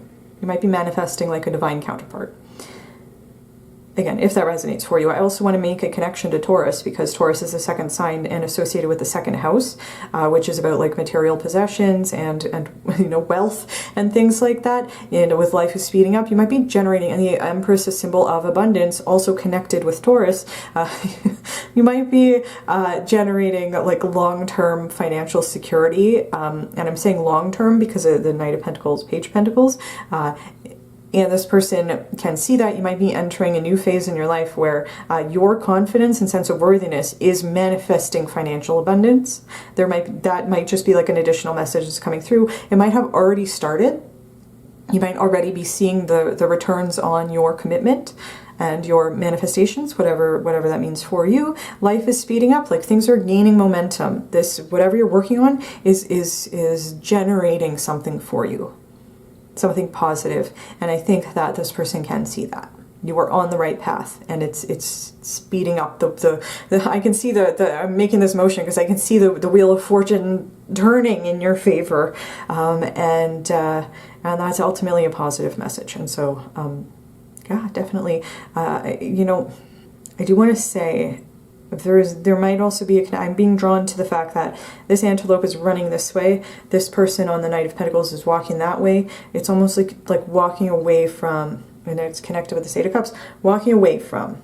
That's kind of the end of the sentence, but you know, walking away from things that no longer serve us, walking away from one cycle of our life, walking away from a period of time where we didn't really know what we were doing, but we were committed to it anyway. We were feeling passionate about the journey. We're walking away from that and towards the future, towards a bright, abundant future where we are feeling confident, we know our worth, we can create whatever future or reality we want for ourselves because we're showing up every single day to put the work in. And that's ultimately a beautiful message coming through from this person's higher self, even if we're not really answering the question about, you know, does this person miss you? How do they feel about you? It's like this is just honestly, it's almost like their higher self is coming through to give you messages, just like about what the future has in store for you. And that might be something that is related to this person being detached and not necessarily feeling their feelings, and not necessarily maybe knowing how to express their feelings. If they are somebody who speaks very intentionally, they might intentionally avoid talking about their feelings and specifically how they feel about you. And that if that resonates for you, that might have been one of the reasons why this connection ended. They might not have wanted to talk about their feelings. Or have those conversations with you. They might have deflected a lot, if that resonates for you. And when I'm saying that, I'm feeling uncomfortable. So that if I am channeling this person's energy, that might be a confirmation of that, if that resonates. Ooh, interesting. Okay, I think this is the first time we're getting a message about how this person actually feels. As we have frustration, this is a red color that I would associate with the root chakra, and it's like square peg, round hole. You know, it's this might be context of why this connection ended. Somebody trying to make it work by doing the same thing over and over until finally realizing that that's not going to work. That you can only try to force something for so long before we just have to choose to walk away, prioritize ourselves, have fun on the adventure, embrace the process until we get to a place where we're no longer trying to force a square peg into a round hole. We're no longer trying to force something to happen the way we want it to. We're in an energy of receiving and being open and saying, okay, I don't have what I need right now to make this work. I'm going to wait until I have a round peg that I can put in this round hole, or a square hole for the square peg, if that makes sense. And the fact that it's connected with the root chakra might be saying that this connection and the way that it ended might have really shaken your foundation. It might have required a lot of work that led you through a period of time where you might have had to examine your foundational beliefs. You might have felt like the world was crumbling around you. You might have felt very insecure, or gone through, especially if it was this person who ended the connection, but with this frustration, there might have been a period of time where one or the both of you was trying to make it work and it just was not working. And it could have been because both of you were trying to force the other person to change or to see something a certain way or whatever it was, until one of you, and I'm getting the sense that it was you, finally decided that it just wasn't going to work and it wasn't worth the pain and the effort and the frustration. if that resonates for you. And the reason why I said I think we're finally getting a sense of this person's true feelings, my initial gut reaction when I saw this card is this person was feeling frustrated. And they might have been feeling frustrated when you left, or if this is their current thoughts and feelings, they might feel frustrated. If you have walked away, if you have blocked this person, if you have put in very clear boundaries with that Queen of Swords energy, if your life is taking off and you're manifesting whatever you want, if there's a new partnership coming in for you, this person might be frustrated because they can see the way that you have grown and evolved away from them.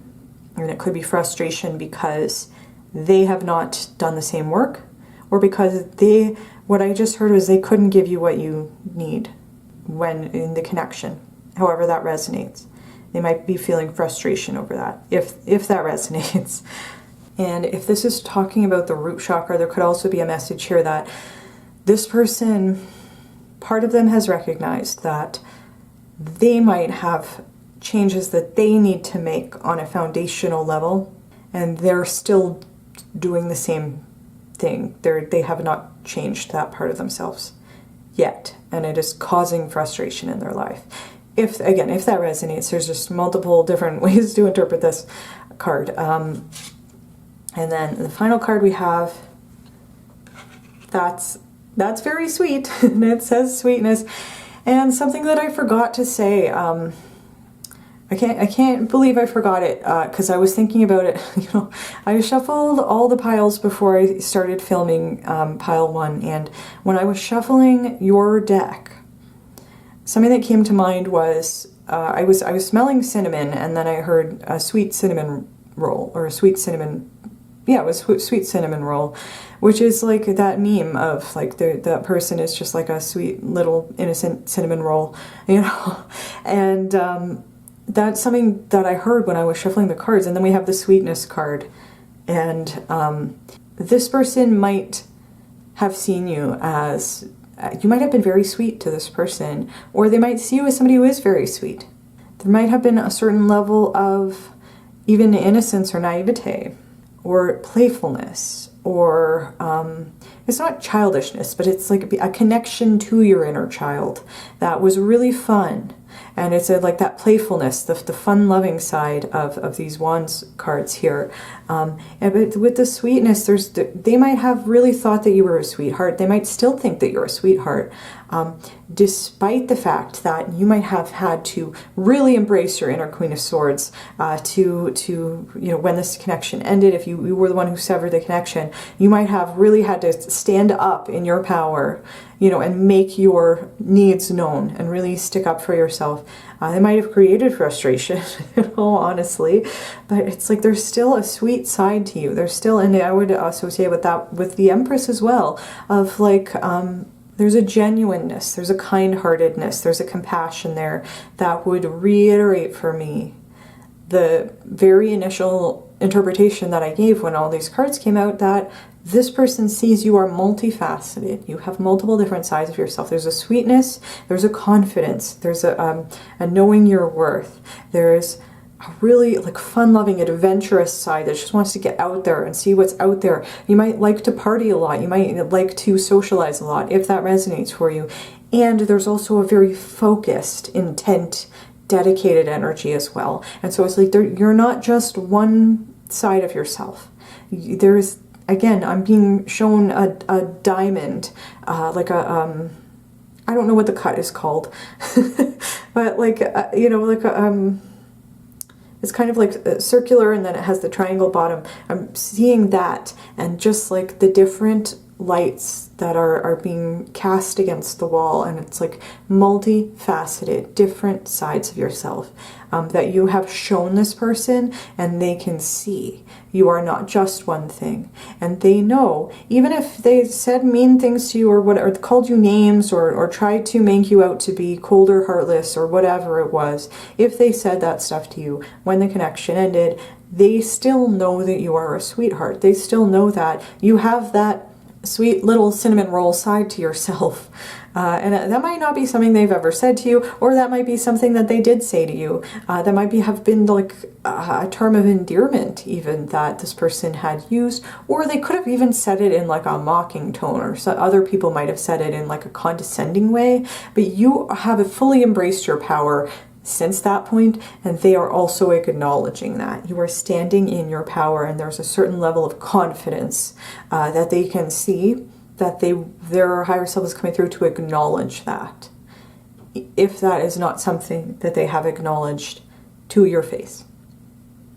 And this is a lollipop. It's like a heart-shaped lollipop. I am tasting candy right now. So, you know, if you had a lot of positive times with this person, you might have eaten candy with them. I don't know if that resonates. They might have seen you eating a lollipop. Again, just take that however it resonates. That might not be for everybody, but if they do, that might be a memory that they have held on to because they like that side of you. So with that said, I'm going to get into the channeled messages. This is the Romance Oracle 1 and 2. And so it is a Romance Oracle, but, you know, we'll just see whatever comes out. I'm trying to, you know, give different interpretations, whether this was a platonic connection or not. So, so let's see what comes out. All right, what messages do you have? Okay. Okay. Let me get a few more. What messages do you have for pile 4 today? Okay. All right. Okay, that's too many, but we have a good amount. So I'm going to take the ones that fell face up. All right, and the cards will be crooked, and that's okay. Okay, so the first card we have is, I never met anyone like you before. And I could see that being true just in the sense that this person sees how complex you are. You have so many different aspects to yourself. And there could be a message that maybe nobody has ever really stood up to this person before. Maybe they've never met somebody who was willing to go through whatever transformational changes you have gone through since the connection ended. Maybe they have never met somebody who is both very sweet and very frustrating to be around, if that resonates. Again, I think this is tied to the idea that you just have a complexity to you that I think this person finds very interesting. Again, whether they would have told you that or not. I just getting the sense you are one of the most interesting people that this person has ever met. And if we're going to extrapolate from that, they probably do miss being in your energy. And yeah, I'm getting the sense they probably do think about you, but we'll see. Yeah, well, okay. The next card we have is I miss you in all caps. Yeah, okay, that's pretty clear. We are asking the question, does this person miss you? Yes, for sure, absolutely. And they probably miss the fun times you had together. They probably miss, again, kind of like the juxtaposition of your different personality traits. They miss being in your energy. They miss, if you were very sweet with this person, if there's kind of a softness, there's a certain level of romanticness to that. If that resonates for you, I think they also really miss that as well. They miss you being a sweet cinnamon roll. I mean, I miss you. I miss being around you. Confirmation. For sure. We're asking the question, does this person miss you? Yes, they miss you. They miss being around you. They miss being in your energy. They miss the fun times you had together. And I think they also miss, as I said, they just, you're like one of the most interesting people that they have ever met. And I don't think they have met anybody like you since the connection ended either. And I think you're on this person's mind. For those reasons, for other reasons, they might follow your social media. They might have a way of keeping tabs on what you're doing. Maybe you have mutual friends or mutual acquaintances or whatever. They might ask about you or try to check up on you just because it's like they're so interested in what you're doing. And that might be why they have all these impressions of you, despite the fact that you have not been in contact. It's like they just have a way of seeing what you've been doing since then. And it could even just be in the sense that their higher self knows these things. Okay. I am playing games on purpose. That might have been something that was happening in your connection in terms of this frustration card and you kind of setting boundaries and perhaps walking away from this person. Or if they were the one who walked away from you, they might have been playing a game and playing with you, and you might have just been like fed up with that and said, no, I deserve better. Again, if that resonates, there could also be a warning here, because it's I am playing games. It's not I was playing games. This person might still be in that energy. So if they were to come towards you, and I was getting the sense these messenger cards are pentacles cards. I'm getting the sense that if they were going to come towards you, it wouldn't be immediately, even though they do miss you. They might be stubborn, and with the frustration, they might, again, recognize on some level that there's things about them that need to change. And I don't know that they've put the work in to make those changes. So they might still be playing games. So if they were to come towards you, there might be a warning, just to be careful. I want to get back together. Yeah, this person might be like almost kind of addicted to your energy. If I miss you, I miss being around you, I want to get back together, but I am playing games on purpose. Yeah, this would reiterate for me, this person they've never met anybody like you before or since your connection. And if they did come back towards you, again, there's a message to be cautious, but it might take them a while. But I do think they are thinking about you. It's likely they keep tabs on you, however they can. Okay. Love doesn't feel like enough. This we could take multiple different ways. They could be saying they might have, if this was a romantic connection, they might have had other relationships since this one ended, and because they've never met anyone like you, and they miss you, they want to get back together with you, they might be recognizing that you had something special, because you are somebody who is very special, and they are recognizing that whatever happened, whatever relationships they've had since then, just don't hold a candle. The other people that they don't hold a candle to you. And that might be something that they're realizing in hindsight and regretting. That could be one interpretation. The other way to put it could be connected with this frustration card of trying to make something work by forcing it. And it's just not working because there are elements that are missing. The loving feeling, the affection, the closeness, whatever, the fun times, whatever was working in the connection was not enough to sustain it in the long term. Perhaps because you were not, it could have been mutual, but perhaps because you were not getting your needs met. There were needs that were not being met. Might have had to do with healthy communication. Again, I don't think this person is very good at expressing their emotions or feeling their feelings. And it just would reiterate the message that having a love or affection towards somebody is not enough to sustain a healthy relationship on its own. You also need trust, intimacy, vulnerability, honest and open communication, and a willingness to compromise. And I think this person is just starting to get to a realization of that fact. And then we have, I am scared you are moving on. They might have a way to keep tabs on you, but there is, with the Queen of Wands, Empress being the last two cards here, life is speeding up, confidence, know your worth, starting a new cycle where you are feeling confident and worthy. This person, I think, is looking back on your connection, realizing they're probably not going to find another person like you. Even though whatever the connection was, there's a reason that it ended. They're afraid that you're going to move on from them, because they're also afraid that they're never going to find another person like you. And they might not. But it's like whatever was happening in this connection that caused you to be in an Eight of Cups, Queen of Swords energy, they need to own up to that. And also, I want to just give the disclaimer. I give it a lot in this type of reading. I don't know that you need it with all of this confident and standing in your power type of energy, but you do not ever need to feel obligated. If somebody wants to come back towards you, they want you back in their life. If they're upset that you have cut ties with them or walked away from them because they weren't stepping up, even if they have changed, I'm not sure this person has, I'm not really getting that sense. I think if anything has changed, it's just the fact that they recognize that you were special and they don't want to lose your energy.